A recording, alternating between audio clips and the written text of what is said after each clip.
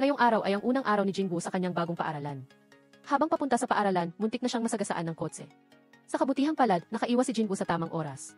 Pagkatapos makumpirma na hindi siya natumba, nagmamadaling umalis din ang driver hanggang sa makarating si Jingwoo sa paaralan. Isang babaeng kaklase ang biglang nagsalita sa kanya. Nang makita niyang tinatanong nito kung ayos lang ba siya, medyo naguluhan si Jingwoo. Nang makita ni Soobin na hindi niya maintindihan, ipinaliwanag niya kaagad na ang sasakyan na muntik nang makabangga sa kanya kanina ay ang sasakyan ng kanyang ina, at pagkatapos ay sinabi ni Soobin sa kanya na gumawa ng ilang galaw. Hanggang sa siguraduhin niyang ayos lang siya. Pagkatapos niyang makahinga ng maluwag, pinayuhan pa niya si Jingwoo na kung may problema ay pumunta sa room 3 para hanapin siya.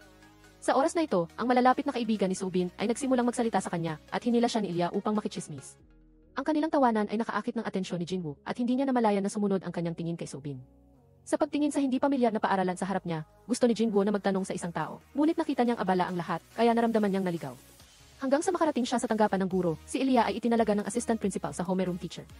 Si Teacher O ay isang assistant teacher lamang, at dahil wala ang homeroom teacher, siya ang mamamahala sa klase sa loob ng ilang panahon. Habang tinitingnan ang profile ni Jingwoo, nagulat si Teacher O sa dahilan ng paglipat niya ng paaralan, pakikipag-away at pagnanakaw. Kung totoo ang dahilan na ito, si Jingwoo ay isang kaso na kailangan ng pansin. Tinawag ni Teacher O ang class president na si Heejong upang samahan si Jingwoo para bumili ng uniforme. Sa silid ng uniforme, isang lumang uniforme lamang ang binili ni Jingwoo na mayroon pa ring pangalan ng ibang estudyante sa dibdib ng shirt. Hindi rin ito pinansin ni Jingwoo. Matapos ang pagbili ng uniforme, nagbigay ng maikling pagpapakilala si Heejong tungkol sa paaralan at dinala siya sa kanilang klase. Nagkataon naman, si Soobin ay nag-aaral din sa klase na iyon. Pagkapasok pa lang ni Jingwoo, hindi tumigil ang mga kaklase sa pagpuri sa kanyang kagwapuhan. Ipinakilala ni Heejong na lumipat si Jingwoo ng paaralan dahil sa trabaho ng kanyang magulang. Si Jingwoo, na hindi mahilig magsinungaling, ay malapit nang sabihin ang totoo nang putulin siya ni Heejong. Sinabi ni Heejong na umupo na lang siya sa kanyang upuan. Ang katabi ni Jingwoo ay si Jitae, ang class deputy ng buhay estudyante. Pagdating ng break time, sinabi ni Jingwoo kay Heejong na hindi siya mahilig magsinungaling, kaya hindi niya kailangan na pagtakpan siya ni Heejong. Ang sinabi ni Jingwoo ay ikinairita ni Heejong. Sa puntong ito, kusang kinausap ni Soobin si Jingwoo na ikinagulat ni Heejong. Dahil si Jingwoo ay bagong estudyante, wala pa siyang grupo ng pagtatasa. Ipinakilala siya ni Heejong sa ilang grupo, ngunit puno na silang lahat. Nang marinig ito ni Soobin, sinabi niya kay Jingwoo na sumali sa kanyang grupo. Isa pa, kulang pa rin ang kanilang grupo ng isang miyembro. Dahil sa dahilan ng paglipat ni Jingwoo, tinawag siya ng pamunuan ng paaralan sa opisina. Hindi pa naririnig ng assistant principal ang paliwanag ni Jingwoo, pero malakas na siyang binalaan na hindi ito katulad ng dati niyang paaralan, at kung gagawa muli si Jingwoo ng mga ganoong kilos, papatalsikin siya ng paaralan. Ang mga salita ng assistant principal ay nagparamdam kay Jingwoo ng pagod. Nagtanong siya sa assistant principal kung pwede na ba siyang umalis ng klase simula ngayon. Ang pagiging determinado ni Jingwoo ay ikinagulat ng pamunuan ng paaralan. Nag-aalalang hinabo ni Teacher O si Jingwoo. Pinayuhan ni Teacher O si Jingwoo na huwag labanan ang assistant principal. Bukod pa rito, ang nakaraan ay nakaraan na. Nais niyang kalimutan ito ni Jingwoo at magsimula ng bagong paglalakbay dito. Sa oras na ito, ang dahilan ng paglipat ni Jingwoo ay nalaman na ng ilang kaklase. Sinabi ng miyembro ng grupo sa pagtatasa kay Soobin ang tungkol dito. Nag-aalala sila na masamang maapektuhan ni Jingwoo ang grupo, ngunit hindi ganoon ang iniisip ni Soobin. Sa huli, isa pa rin siyang high school student at naniniwala siyang hindi siya gagawa ng masasamang bagay. Pagkatapos ng klase, tumakbo si Jingwoo diretso sa supermarket malapit sa paaralan. Nang malaman ng manager na naghahanap siya ng trabaho, tinanong niya kung mayroon siyang anumang kasanayan. Sa sandaling ito, nakita ng manager ang isang magnanakaw na palihim na tumatakbo palayo. Walang pag-aalinlangang hinabol siya ni Jingwoo. Mabilis si Jingwoo at nang makita ng magnanakaw na hindi siya makatakas, ibinalik niya ang kanyang kinuha. Nang bumalik si Jingwoo sa supermarket, hindi inaasahan ng manager na mababawi niya ang mga ninakaw na gamit. Sinabi niya kay Jingwoo na ayusin ang mga ito pabalik sa istante at pagkatapos ay binigyan siya ng uniforme. Simula ngayon, magiging empleyado na siya rito. Tiningnan ni Jingwoo ang uniforme sa kanyang kamay at nakita niya ang isang pangalan na nakalimbag na rito. Marahil ito ay isang lumang uniforme din ng supermarket. Kinabukasan, nag-deliver si Jingwoo ng mga paninda sa isang tutorial class. Nakita ng guro na siya ay empleyado ng supermarket, kaya sinabi niya kay Jingwoo na kolektahin na rin ang mga recycled na basura. Nagkataon na nag-aaral din si Heejong sa klase na iyon. Nang lumabas si Jingwoo ng klase, nakasalubong niya si Heejong at nang makita ni Heejong ang bag ng basura sa kamay ni Jingwoo, nag-alok siyang itapon ito para sa kanya. Habang nagpapalitan ang dalawa, bumalik si Sang-han. Nahulaan ni Sang-han na dumating na ang pagkain na binili ng nanay ni Heejong, kaya mabilis niyang niaya si Heejong na pumasok sa klase para kumain. Wala nang nagawa si Heejong kundi sumama kay Sang-han sa klase. Nagpatuloy si Jingwoo sa kanyang trabaho. Sa daan, nabutas ang bag ng basura, kaya nahulog ang isang lata. Pinulot ni Jingwoo ang lata, pagkatapos ay yumuko para itali ang butas. Habang tinali niya, napansin niya ang isang kakaibang bagay sa bag. Gusto nang kunin ni Jingwoo ang bagay na iyon nang putulin siya ni Heejong. Kinuha ni Heejong ang bag ng basura, sinabing mali siya nang itinapon. Matapos maghalungkat, ibinalik ni Heejong ang bag ng basura kay Jingwoo. Gusto ni Jingwoo na ipagpatuloy ang paghahanap sa bagay na iyon kanina, ngunit wala na ito. Ang kakaibang pag-ugali ni Heejong ay patuloy na pinag-iisipan ni Jingwoo. Kinagabihan, habang pauwi si Jingwoo, muntik na naman siyang masagasaan ng sasakyan. Nang tanungin siya ng driver kung ayos lang ba siya, hindi sinasadyang naalaala ni Jingwoo si Soobin. Ang pag-aalala ni Soobin noon ay nagpangiti sa kanya. Pag-uwi niya, biglang naamoy ni Jingwoo ang amoy ng pagkain at inisip na dumalaw ang kanyang ina. Masaya siyang tumakbo sa loob ng bahay at tinawag ang kanyang ina, ngunit walang katao-tao sa bahay. Mayroon lamang kaunting pagkain na nakahanda sa kusina at sa tabi nito ay mayroong isang sulat. Pinayuhan ng ina ni Jingwoo na alagaan niya ang kanyang sarili at kailangan niyang bumalik sa restoran upang ipagpatuloy ang kanyang trabaho. Medyo nadismaya si Jingwoo dahil hindi niya nakita ang kanyang ina. Kinabukasan, muling tinawag si Jingwoo sa opisina ng assistant principal. Natuklasan ng guro sa tutorial class na nawawala ang kanyang relo noong nakaraang hapon. Nagkataon na noong nakaraang hapon, pumunta si Jingwoo sa klase na iyon para mag-deliver. Naghinala si Teacher Son na si Jingwoo mismo ang nagnakaw ng relo. Tungkol sa akusasyon ng guro, kalmado pa ring itinanggi ni Jingwoo. Hindi pa niya nagawa iyon, ngunit sa mata ng lahat, iyon ay tanda ng katigasan ng ulo. Isa pa, mayroon siyang kasaysayan ng pagnanakaw, kaya hindi sila madaling maniniwala sa kanya. Sa sandaling ito, pumasok si Hee-jung sa opisina. Tahimik niyang sinabi kay Teacher Son na subukang alalahanin kung naiwan niya ito sa kung saan. Ang pagdating ni Hee-jung ay nagpaalala kay Jingwoo sa bag ng basura kahapon at sa kakaibang pag-ugali ni Hee-jung. Alam na ni Jingwoo kung sino ang tunay na salarin. Ngunit hindi pa rin siya nagsalita. Sigurado ang tutorial teacher na hindi niya naiwan ang relo. Nang makita na walang intensyon ang paaralan na makipagtulungan, gusto ng guro na ipasok ang pulisya. Nang marinig pa lang ang salitang pulis, nagsimula nang magpanik si Hee-jung. Agad niyang hinabol ang guro, habang si Jingwoo ay na-confine sa detention room sa oras ng pagkain. Nagtanong si Subin tungkol sa sitwasyon ni Jingwoo, at naramdaman niyang hindi ganoon ang uri ng tao si Jingwoo. Naiinis si Hee-jung nang makita niyang interesado si Subin kay Jingwoo. Sinasadya niyang ipahiwatig na si Jingwoo ang magnanakaw. Nang marinig ito ni Da-hui na nasa tabi niya, naramdaman niyang tapos na ang kanilang grupo. Sa sandaling ito, tumakbo si Sang-han at umupo sa hapagkainan, pagkatapos ay nagtanong kay Hee-jung tungkol kay Jingwoo. Ayaw din ni Hee-jung kay Sang-han. Ito ay bahagyang dahil sa labis na pagiging palaaway ni Sang-han, lalo na nang magkasama sila sa tutorial class ni Teacher Son. Tuwing nagkakamali si Hee-jung sa isang problema sa matematika, lagi siyang tinatawanan ni Sang-han na sinasabing simple lang ang mga tanong na iyon. Pagkatapos ay mayabang siyang pupunta sa pisara at sasagutin ang problema, at patuloy siyang pupurihin ni Teacher Son na sinasabing si Sang-han ay isang bihirang henyo. Bukod sa pag-aaral, itinuturing din ni Sang-han si Hee-jung na parang kanyang junior. Palaging itinuturing ang pagkain na binili ng ina ni Hee-jung bilang libreng pagkain na ibinigay ni Hee-jung at nakita ang nakangiting mukha ni Sang-han. Naiinis na umalis si Hee-jung at bumalik sa kaso ng pagnanakaw. Matapos mag-imbestiga ang pulisya, kinumpirma nila na walang ebidensya na nagpapatunay na si Jingwoo ang salarin. Kaya hindi maaaring kasuhan si Jingwoo, ngunit galit na galit pa rin ang assistant principal at gusto pa niyang lumipat ng paaralan si Jingwoo. Nang lumabas si Jingwoo sa detention room, dinalhan na siya ni Hee-jung ng tanghalian. Pinayuhan ni Hee-jung si Jingwoo na huwag mag-alala na walang ebidensya kaya walang magagawa ang paaralan sa kanya. Tiningnan ni Jingwoo si Hee-jung at tinanong niya si Hee-jung kung sa tingin niya ay siya ang salarin. Sa hindi inaasahang tanong ni Jingwoo, agad na sinabi ni Hee-jung na hindi, ngunit nang makauwi siya, paulit-ulit na sumasagi sa isip ni Hee-jung ang tanong ni Jingwoo. Balisang kinamot niya ng malakas ang kanyang pulso. Ito ay isang maliit na aksyon na gagawin niya tuwing nakakaranas siya ng stress. Hindi alam ng ina ni Hee-jung iyon, inakala lang niya na si Hee-jung ay may allergy. Napakasaya ng ina ni Hee-jung. Ang kapatid na lalaki ni Hee-jung ay nag-top sa kamakailang pagsusulit. Tinalo ng kanyang kapatid na lalaki ang maraming Western students na labis na ikinatuwa ng kanyang ina. Nakita ang pagmamalaki ng kanyang ina habang pinag-uusapan ang kanyang kapatid na lalaki. Medyo nalungkot ang mukha ni Hee-jung. Nang mapagtanto ng kanyang ina na kinukuha niya ang oras ng pag-aaral ni Hee-jung, humingi siya ng tawad at lumabas ng silid. Bago umalis, pinayuhan niya si Hee-jung na mag-aral ng mabuti at maging kasing husay ng kanyang kapatid na lalaki. Balik kay Jingwoo, gustong imbitahin ng assistant principal ang kanyang mga magulang para makipagkita, ngunit ayaw ni Jingwoo na mag-alala ang kanyang ina. Habang siya ay nagkakaproblema sa paghahanap ng solusyon, bigla niyang naaalala ang lalaki sa night shift. Nagpasya si Jingwoo na humingi ng tulong sa lalaki sa night shift. Kinabukasan, sinamahan ng kalbo si Jingwoo sa paaralan. Habang papunta sila, patuloy na nire-review ng kalbo ang kanyang mga linya. Ngunit nang dumating sa pangalan ni Jingwoo, hindi niya alam ang tunay na pangalan ng binata. Simula nang magtrabaho siya sa supermarket, tinawag niya lang ito sa pangalang nakalimbag sa uniforme. Pagdating nila sa pasilyo, inihayag ni Teacher O na dumating na ang ina ni Jingwoo sa paaralan. Tiningnan ni Teacher O ang kalbo sa tabi niya, at naintindihan niyang ito ang ama ni Jingwoo. Upang hindi mabunyag, nagpa siya ang kalbo na tawagin ang ina ni Jingwoo na Mrs. Sa pulong, patuloy na ipinahiwatig ng assistant principal na si Jingwoo ay may problema sa pag-ugali. Labis na nababagabag ang ina ni Jingwoo sa mga salitang iyon. Nagpa siyang ilipat siya ng paaralan. Labis na ikinatuwa ng assistant principal ang desisyon ng ina ni Jingwoo. Ngunit hindi ganoon ang iniisip ni Teacher O. Inabo ni Teacher O ang ina ni Jingwoo, umaasa na magbabago ang isip nito. Hindi naman ganoon kaseryoso ang kaso ni Jingwoo. Bukod pa rito, naniniwala si Teacher O na hindi nagnakaw si Jingwoo. Labis na nadismaya ang ina ni Jingwoo sa paaralan. Para sa kanya, ang isang paaralan na hindi makapaniwala sa kanilang mga mag-aaral ay walang dahilan para manatili ang kanyang anak. Susunduin niya si Jingwoo pagkatapos ng 2 araw. Kumalat na sa klase ang chismis na malapit nang lumipat ng paaralan si Jingwoo. Nagtataka ang lahat kung bakit siya kailangang lumipat ng paaralan. Nangangahulugan ba iyon na siya ang nagnakaw ng relo? Bakit siya lilipat din? Naramdaman niyang wala siyang maitutulong sa kanya. Hindi sumang-ayon si Subin sa kanya. Kahit lumipat siya, isasama pa rin niya ang kanyang pangalan sa listahan ng grupo. Kaya dapat siyang pumunta sa library at magsimula ng magsaliksik ng mga materyales. Sa puntong ito, napansin ni Subin na hindi pa pinapalitan ni Jingwoo ang name tag sa kanyang shirt. Agad siyang nagtanong, Tiningnan ni Jinwoo ang kanyang dibdib, sinubukan na rin niyang tanggalin ito. Ngunit napakatibay ng pagkatahi nito. Bukod pa rito, malapit na rin siyang lumipat. Naramdaman niyang hindi na mahalaga kung papalitan niya ang name tag o hindi. Kinagabihan, ginugo ni Jinwoo ang buong hapon para tapusin ang kanyang research paper at isumiti ito kay Subin. Habang tinitingnan ni Subin ang research paper, hindi sinasadya niyang nakita ang gunting sa itaas. Naalala niya ang nababato na mukha ni Jinwoo, kaya nagpa siya siyang hanapin ito. Sa panahong ito, kailangan ni Jinwoo na magsulat ng sulat ng paghingi ng tawad sa paaralan. Isang ladibog ang hindi sinasadyang lumapag sa kanyang kamay. Masayang pinanood ni Jinwoo ang ladibog at iginuhit ito sa papel.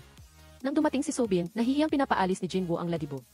Sinabi ni Subin na tumayo siya, pagkatapos ay pinutol ang kanyang lumang name tag at inihagis ito palayo. Dinikit ni Subin ang isang blankong papel sa kanyang damit at isinulat ang kanyang pangalan doon. Nais niyang mamuhay siya sa kanyang sariling pangalan at huwag pilitin ang sarili na magpatuloy na maging iba. Ang mga aksyon ni Subin ay kumatok sa tahimik na puso ni Jinwoo. Tiningnan niya ang sulat ng paghingi ng tawad sa kanyang kamay at nagpa siya na pumunta sa opisina ng assistant principal. Pagdating ni Jinwoo sa pintuan ng opisina, hindi sinasadya niyang narinig ang boses ni Hee-jung. Inakusahan ni Hee-jung si Teacher O na si Jinwoo ang nagnakaw ng relo, at nang makita niyang hindi naniniwala si Teacher O, iginiit pa ni Hee-jung na nakita mismo ni Sang-hwan na ginawa iyon ni Jinwoo. Hindi inaasahan ni Jinwoo na babaliwalain siya ni Hee-jung, kaya nagalit siya at hinintay siya sa basketball court. Nang makilala ni Hee-jung si Jinwoo, nagpatuloy pa rin siya sa pagpapanggap na mabuting kaibigan. Sinabi niyang sinubukan niyang ipaliwanag kay Teacher O. Tiningnan ni Jinwoo ang peke na mukha ni Hee-jung. Diretsahan niyang sinabi na alam niyang nagnakaw si Hee-jung at gusto ni Jinwoo na malaman kung bakit. Muling sinisi ni Hee-jung ang kanyang sarili. Nang makita na nabunyag na ang katotohanan, agad na nawala ng kontrol si Hee-jung. Tinawag niyang basura si Jinwoo at hindi rin sumuko si Jinwoo. Pinagsabihan niya si Hee-jung na siya ang basura. Nais niyang aminin ni Hee-jung ang kanyang pagkakamali at huwag ipasa ang sisi sa iba. Nang marinig iyon ni Hee-jung, agad siyang nagbago ng tono. Humingi siya ng paumanhin sa kanyang masasamang salita kay Jinwoo. Marahil ito ang unang pagkakataon na hindi siya naintindihan, kaya nawalan siya ng kontrol. Sa sandaling ito, tinawag ni Teacher O si Jinwoo bago pa man umalis si Jinwoo. Tinanong ni Hee-jung si Jinwoo kung sasabihin niya ito kay Teacher O. Hindi siya sinagot ni Jinwoo, kundi tumakbo siya diretso kay Teacher O. Tiningnan ni Teacher O ang sulat ng paghingi ng tawad ni Jinwoo at pinuri ang kanyang husay sa pagguhit, ngunit kailangan nila ng isang disenteng sulat ng paghingi ng tawad. Hiniling ni Teacher O kay Jinwoo na muling sumulat. Agad na tumanggi si Jinwoo, hindi niya naramdaman na may nagawa siyang mali kaya hindi siya susulat ng sulat ng paghingi ng tawad. Nang makita niyang ayaw pa rin siyang palayain ni Teacher O, tumakas si Jinwoo. Tiningnan ni Hee-jung ang anyo ni Jinwoo at naalaala niya ang relo. Nang araw na iyon, balak ni Hee-jung na ibalik ang relo sa guro, ngunit nang makalapit siya sa pinto ng klase, narinig niya si Teacher Son na nagbibiro kay Sang-hwan na kahit gaano pa karaming beses sabihin ni Sang-hwan na nag-aaral siya, mas mataas pa rin ang kanyang mga marka kaysa kay Hee-jung. Ang mga salitang iyon ang nagtulak kay Hee-jung na itago ang relo. Pagkatapos ng klase, masayang lumabas si Subin kasama ang kanyang grupo ng mga kaibigan nang biglang tawagan siya ng kanyang ina. Nag-enroll daw siya sa isang klase sa math tutoring. Meron pang 0 minuto bago ang klase at ayaw niyang mahuli kahit 1 minuto. Labis na nababahala si Subin sa kanyang ina, sinabi niya na mag-aaral siya ng mag-isa, ngunit patuloy itong sumasalungat. Gusto ng kanyang ina na kumuha si Subin ng tutor o sumali sa isang tutorial class kasama si Hee-jung kaysa sa isang tutor. Ayaw talagang pumunta ni Subin sa tutorial class. Habang nagmamadali siya, hindi sinasadyang nakita niya ang bisikleta ni Jinwoo at bigla siyang nakaisip ng paraan. Tinanong niya si Jinwoo tungkol sa kanyang part-time na trabaho at nang malaman niyang malapit lang ito, humiram siya ng bisikleta at nangakong ibabalik ito kay Jinwoo kapag nakita niya ang tutor. Tinanong ng tutor si Subin tungkol sa Seoul National University. Diretsahan sinabi ni Subin na ang Seoul National University ay ang layunin na gusto ng kanyang ina na maabot niya at iyon ay isang resulta na tiyak na hindi niya makakamit. Hindi mahalaga sa kanya ang paaralan, ayaw niyang masyadong ma-pressure ang sarili. Alam ni Subin na magaling na guro ang tutor, lahat ng estudyante ng tutor ay nakapasa sa Seoul National University. Alam ni Subin ang kanyang sariling kakayahan, ayaw niyang makasira sa reputasyon ng tutor. Matapos magpaalam sa tutor, dinala ni Subin ang bisikleta sa supermarket para ibalik kay Jinwoo. Nang makita ni Jinwoo ang bisikleta, maingat niya itong sinuri ng paikot. Nang makumpirma niya na ligtas ang bisikleta, nakahinga siya ng maluwag. Hindi masyadong naintindihan ni Subin ang ginawa ni Jinwoo. Sinundan niya ito sa supermarket at ibinalik sa kanya ang research paper. Ganap itong hindi katanggap-tanggap at umaasa siyang seryosong gagawin itong muli at isusumite sa kanya bukas. Pero bukas, hindi pupunta si Jinwoo sa paaralan, mananatili siya sa bahay para maghanda sa paglipat ng paaralan. Hindi pinansin ni Subin kung darating siya bukas o hindi, kung miyembro na siya ng grupo, kailangan niyang maging responsable sa grupo. Nang makita niyang hindi nakikinig si Jinwoo sa kanya, gusto ni Subin na lumapit pa sa kanya nang hindi napapansin ang mga kahon sa kanyang paanan. Nang madapa si Subin, nataranta si Jinwoo at inalalayan siya. Sandali silang nagkatitigan. Hindi sinasadyang napansin ni Jinwoo na may dumi sa dulo ng mata ni Subin. Maingat pa niya siyang binigyan ng basang panyo na mas lalong ikinahiya ni Subin. Nang balak na umuwi ni Subin, nag-aatubili siyang tinanong si Jinwoo kung ninakaw ba niya ang relo. Nang makitang tahimik si Jinwoo, nahulaan ni Subin na hindi niya kinuha. Nagulat si Jinwoo sa kanyang naisip, gusto niyang malaman kung bakit ganoon ang iniisip niya. Nagbigay si Subin ng 2 dahilan kung bakit niya naisip iyon. Una, tila medyo mabagal si Jinwoo at tila siya ang uri ng tao na ayaw ng gulo at ang pagnanakaw ay lubhang nakakagulo. Ang dahilan ni Subin ay nagpatawa kay Jinwoo, hindi niya inakalang ganoon siya nakakatawa. Kinabukasan, nagpa siya si Jinwoo na ipagpatuloy ang pag-aaral. Maaga siyang dumating sa paaralan at balak ni Jinwoo na pumunta sa library upang ipagpatuloy ang pagkumpleto ng kanyang pananaliksik. Ngunit hindi pa bukas ang library kaya kinailangan ni Jinwoo na maghintay sa labas. Nang makita ni Hee-jung na patuloy na nag-aaral si Jinwoo, inisip niyang galit pa rin si Jinwoo sa kanya. Nahulaan ni Jinwoo ang iniisip ni Hee-jung at sinabi niya kay Hee-jung na huwag mag-alala. Hindi niya sasabihin sa sinuman ang tungkol doon, ngunit hindi pa rin mapakali si Hee-jung. Tinawagan niya si Jitae at hiniling kay Jitae na gumawa ng isang bagay. Samantala, habang gumagawa si Jinwoo ng kanyang pananaliksik sa library, nagkahiwalay ang buong klase tungkol sa kanyang paglipat ng paaralan. Naalala ni Soobin ang sinabi niya kahapon, inakala niyang papasok siya ngayon, ngunit matagal siyang naghintay at hindi dumating si Jinwoo sa klase. Nag-aalala siyang pumunta sa library para hanapin siya. Hinanap niya siya sa buong library, ngunit hindi pa rin niya nakita si Jinwoo, iniisip ang posibilidad na sumuko na siya. Medyo nadismaya si Soobin, hanggang sa makita niya ang anino ni Jinwoo sa pasilyo, masaya na ulit si Soobin. Lumapit si Jinwoo at ibinigay sa kanya ang bagong research paper. Seryoso niya itong ginawa muli. Sa sandaling ito, may ingay na nagmumula sa direksyon ng locker. Lumapit silang dalawa para tingnan ang sitwasyon. Nakita nila si Jitae na nakatayo sa harap ng locker ni Jinwoo, at ang nakakagulat sa lahat ay ang relo ni Teacher Son na ngayon ay nakalagay sa loob ng locker ni Jinwoo. Nang makita ni Jitae si Jinwoo, kusang siyang nagpaliwanag. Akala niya ay huminto na sa pag-aaral si Jinwoo, kaya binuksan niya ang kanyang locker para gamitin. Hindi niya inasahan na makikita niya ang ebidensya dito. Habang nagsasalita si Jitae, tumingin siya kay Hee-jung. Sa tingin ng dalawa, alam na ni Jinwoo kung ano ang nangyari. Tinanong niya si Jitae kung bakit niya alam na hindi siya papasok sa paaralan ngayon. Sinabi lang niya ito kay Soobin. Nang marinig ito ni Soobin, agad niyang kinumpirma na wala siyang sinabihan. Nang makita niyang gusto pang magpaliwanag ni Jitae, kumindat sa kanya si Hee-jung. Mabilis na binago ni Jitae ang kanyang sinabi, na sinabing nagkamali siya ng tanda sa araw ng paglipat ni Jinwoo. Nang dumating ang guro, napilitang bumalik sa klase ang ibang estudyante. Bago umalis, tiningnan ni Soobin si Jinwoo na may nag-aalalang tingin. Habang nagkakaproblema ang assistant principal, masayang tumakbo si Hee-jung. Sinabi niyang papatawarin ni Teacher Son si Jinwoo, dalhin lang ang relo sa guro at ayos na ang problema. Patuloy na pinupuri ng assistant principal si Hee-jung. Ang peking ugali ni Hee-jung ay labis na ikinainis ni Jinwoo. Hindi niya naramdaman na nalutas na ang bagay na ito at hindi pa rin nalaman kung sino ang naglagay ng relo sa kanyang locker. Hindi rin kailangan na patawarin siya ni Teacher Son dahil wala siyang ginawang mali. Matapos matagumpay na isisi kay Jinwoo, umuwi si Hee-jung sa klase na napakakumpiyansa. Sinadya pa niyang ikandado ang pinto ng klase na pumigil kay Jinwoo na makapasok. Hindi matanggap ni Jinwoo ang galit na ito. Nagpa siya siyang kausapin si Sang-hwan. Gusto niyang tanungin si Sang-hwan kung nakita ba talaga niya siyang nagnakaw ng relo. Nang makita ni Sang-hwan na nakikipagkarera siya, agad na tumakbo si Jinwoo sa tabi niya. Nang makita ni Sang-hwan na hinahabol siya ni Jinwoo, agad niyang binilisan ang takbo. Ngunit gaano man siya kabilis ay hindi niya mapigilan si Jinwoo na sumuko. Nakita ito ng ibang mga kaklase. Nagulat sila sa bilis ni Jinwoo. Dapat nilang malaman na si Sang-hwan ang pinakamabilis na runner sa kanilang paaralan, ngunit si Jinwoo ay nakasunod ng malapit. Sa huli, napilitan si Sang-hwan na huminto dahil sa pagod. Muling tinanong ni Jinwoo si Sang-hwan. Nakita mo ba iyon ng sarili mong mga mata? Nahulaan ni Sang-hwan na si Hee-jung ang nagpakalat ng balita. Galit na sinabi niya kay Hee-jung na siya ay isang oportunista. Naalala ni Sang-hwan ang araw ng kanilang tutorial. Si Hee-jung mismo ang galit na nagtapon ng relo sa basurahan. Pagkatapos ng klase, nag-aalalang tumakbo si Hee-jung sa sports field nang makita niyang kausap ni Sang-hwan si Jinwoo. Mas lalong nag-alala si Hee-jung, gusto niyang malaman kung ano ang pinag-usapan ng dalawa. Ngunit gusto ni Sang-hwan na magpanggap na misteryoso. Sa huli, tumingin si Sang-hwan kay Jinwoo at sumagot na nakita niya. Nang umalis si Jinwoo, ngumiti pa si Sang-hwan kay Hee-jung, nagtanong kung maganda ba ang ginawa niya. Ang ngiti ni Sang-hwan ay mas lalong ikinairita ni Hee-jung. Akala ni Soobin ay sumuko na ang kanyang ina sa paghahanap ng tutor, ngunit hindi. Ngayon, dinala pa siya ng kanyang ina sa bahay ni Hee-jung para hilingin sa ina ni Hee-jung na irekomenda si Soobin sa klase ni Teacher Son. Upang sumang-ayon ang ina ni Hee-jung, nagdala pa ang ina ni Soobin ng maraming cat fruit. Habang nag-uusap sila, patuloy silang nanlilinlang, ngunit nang makalabas ang mag-ina, agad na minura ng ina ni Soobin ang babae na sinasabing umaasa lang siya sa kanyang asawa at anak. Kaya nga naglakas loob siyang magpakataas sa kanila. Nang makita niyang walang imik si Soobin, inakala ng kanyang ina na nahihiya siya at pinayuhan siyang magtiis para sa mas magandang kinabukasan. Biglang humingi ng tawad si Soobin sa kanyang ina. Humingi siya ng tawad dahil hindi siya kasing galing ni Hee-jung na nagdulot sa kanyang ina na yumuko sa ina ni Hee-jung. Nang gabing iyon, hinanap ni Jinwoo si Hee-jung. Kaninang umaga, sinabi ni Hee-jung kay Jinwoo ang isang bagay, hindi ka mapagkakatiwalaan ang isang taong tulad niya. Ngayon gusto ni Jinwoo, anong klase siyang tao? Sa tanong na ito ni Jinwoo, handang sagutin ni Hee-jung. Ang klase ng tao na tulad ni Jinwoo ay ang klase ng tao na marunong lang mabuhay at huminga. Buhay siya, ngunit wala siyang pag-asa. Kahit na masama ang trato ng lahat sa kanya, ayos lang sa kanya. Buhay pa rin si Jinwoo. Kahit na walang nagmamahal sa kanya, wala siyang lakas ng loob na sumulong o mawala. Naawa pa nga si Hee-jung kay Jinwoo.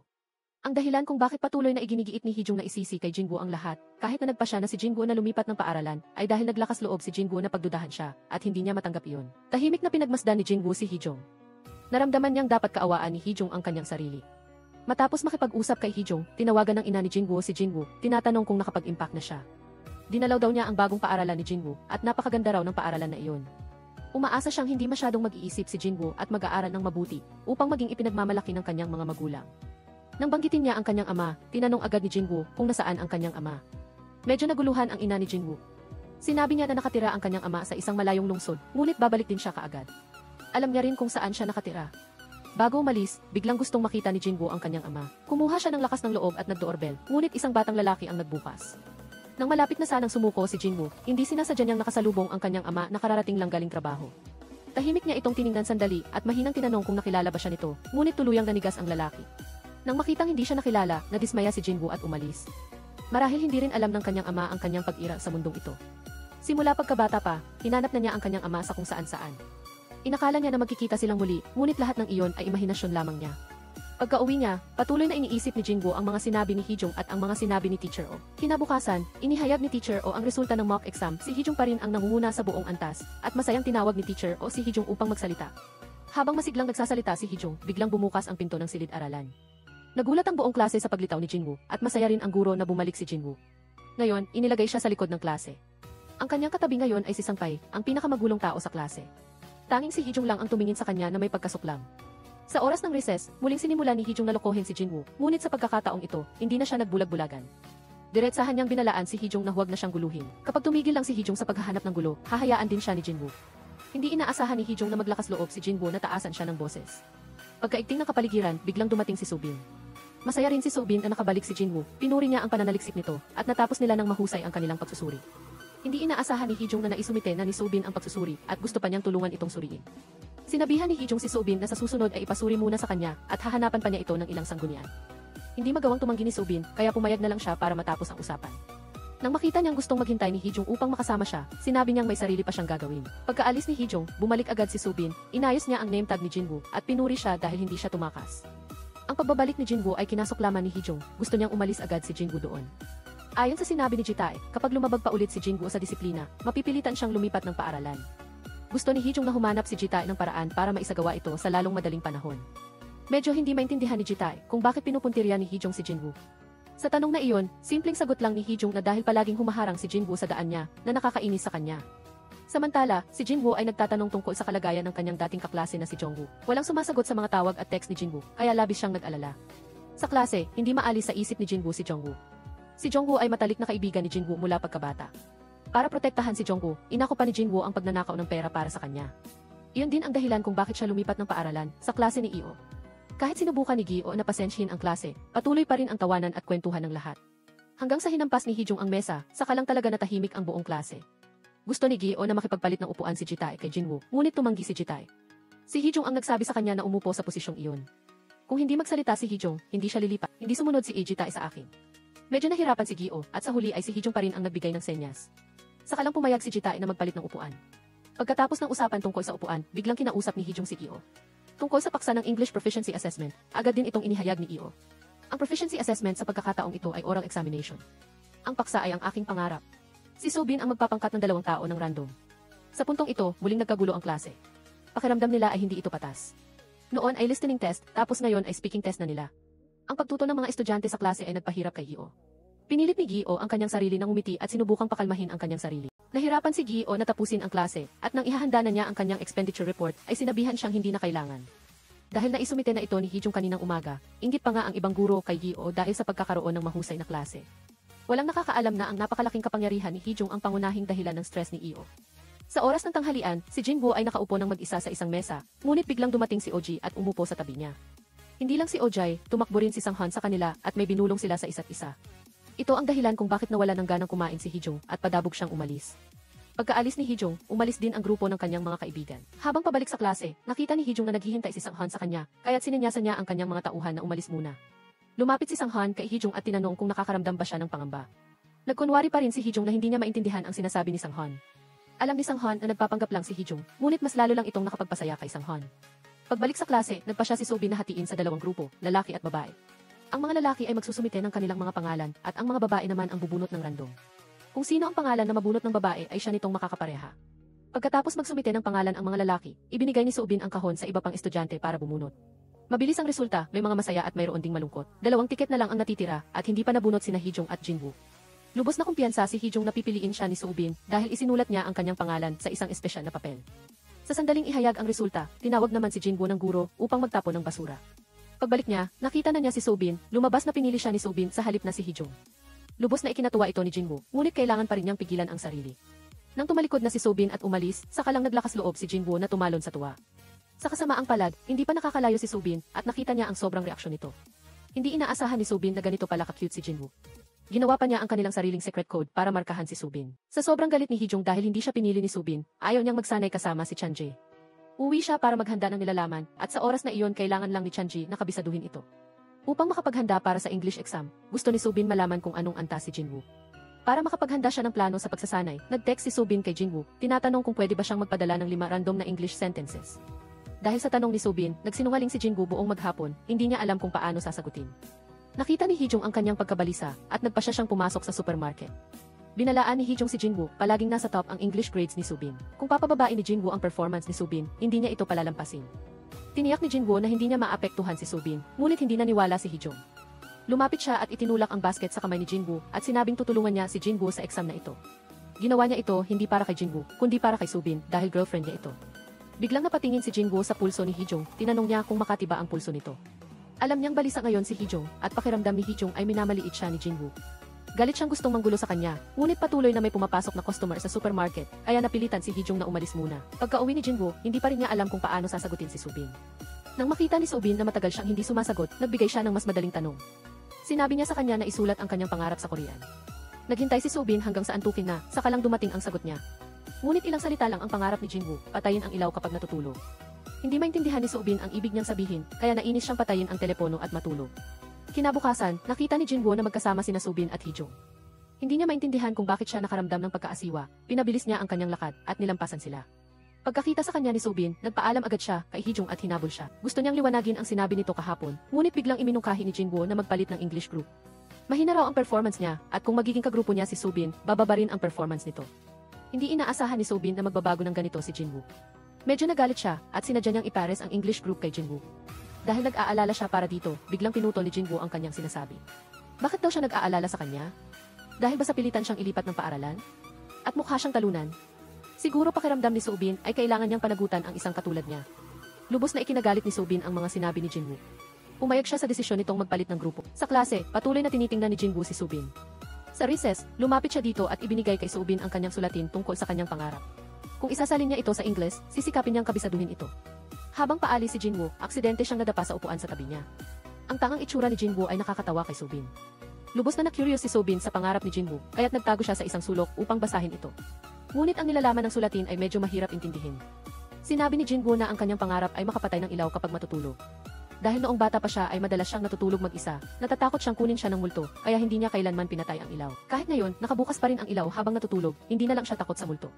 Para sa karagdagang pag-ensayo para sa pagsusulit, nagkita sina Soobin at Jinwoo sa parke. Habang papalabas ng gate ng paaralan, pakiramdam ni Soobin ay mabilis ang tibok ng kanyang puso. Ngunit inakala lang niya na dahil iyon sa sobrang pag-aaral.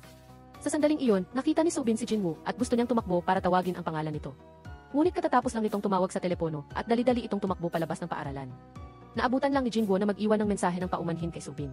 Tumakbo si Jinwoo sa isang abandonadong pabrika at nakita niyang napapaligiran si Jongwoo ng isang grupo ng mga thugs. Nang makita niya hindi binubuli si Jongwoo, gusto na sanang umalis ni Jinwoo. Ngunit ilang hakbang pa lang siya nang itulak si Jongwoo ng mga ito. Pinagpapalo ng mga thugs si Jongwoo habang pinupukaw si Jinwoo. Naalala ni Jinwoo ang nais ng kanyang ina. Gusto ng kanyang ina na mag-focus siya sa pag-aaral at huwag intindihin ang mga bagay na walang kinalaman. Ayaw niyang saktan ang kalooban ng kanyang ina, ngunit hindi rin niya kayang tingnan lang si Jongwoo na binubugbog. Sumugod si Jinwoo para atakihin ang mga thugs at sinamantala ang pagkakataon para takasan kasama si Jongwoo. Pinayuhan ni Jinwoo si Jongwoo na lumipat ng paaralan. Tiningnan ni Jongwoo ang uniform ni Jinwoo. Kahit lumipat sila ng paaralan, magiging pareho pa rin ang kanilang kapalaran. Walang magandang mangyayari sa mga tulad nila. Mahirap na ang kanilang buhay mula nang ipanganak sila. Ginawa ng mga salita ni Hongju na malalim ang pag-iisip ni Jinwoo. Sa snack bar, patuloy na naghihintay si Soobin kay Jinwoo, ngunit sa huli ay hindi pa rin siya dumating. Balisa si Soobin na umuwi. Pagdating niya sa bahay, hinila siya ng kanyang ina para batiin ang mga bisita. Dumating ang mayayamang ginang para batiin si Soobin sa pagpasa niya sa entrance exam ni Eason. Nakita ang pagpapaimbabaw ng kanyang ina, naiinis na bumalik si Soobin sa kanyang silid. Hindi naintindihan ng ina ni Soobin ang anak, kundi pinilit pa niya itong lumabas at makipag-usap sa kanila. Ayaw ni Soobin nito. Galit siyang tumakbo palabas ng bahay habang naglalakad si Soobin sa kalsada.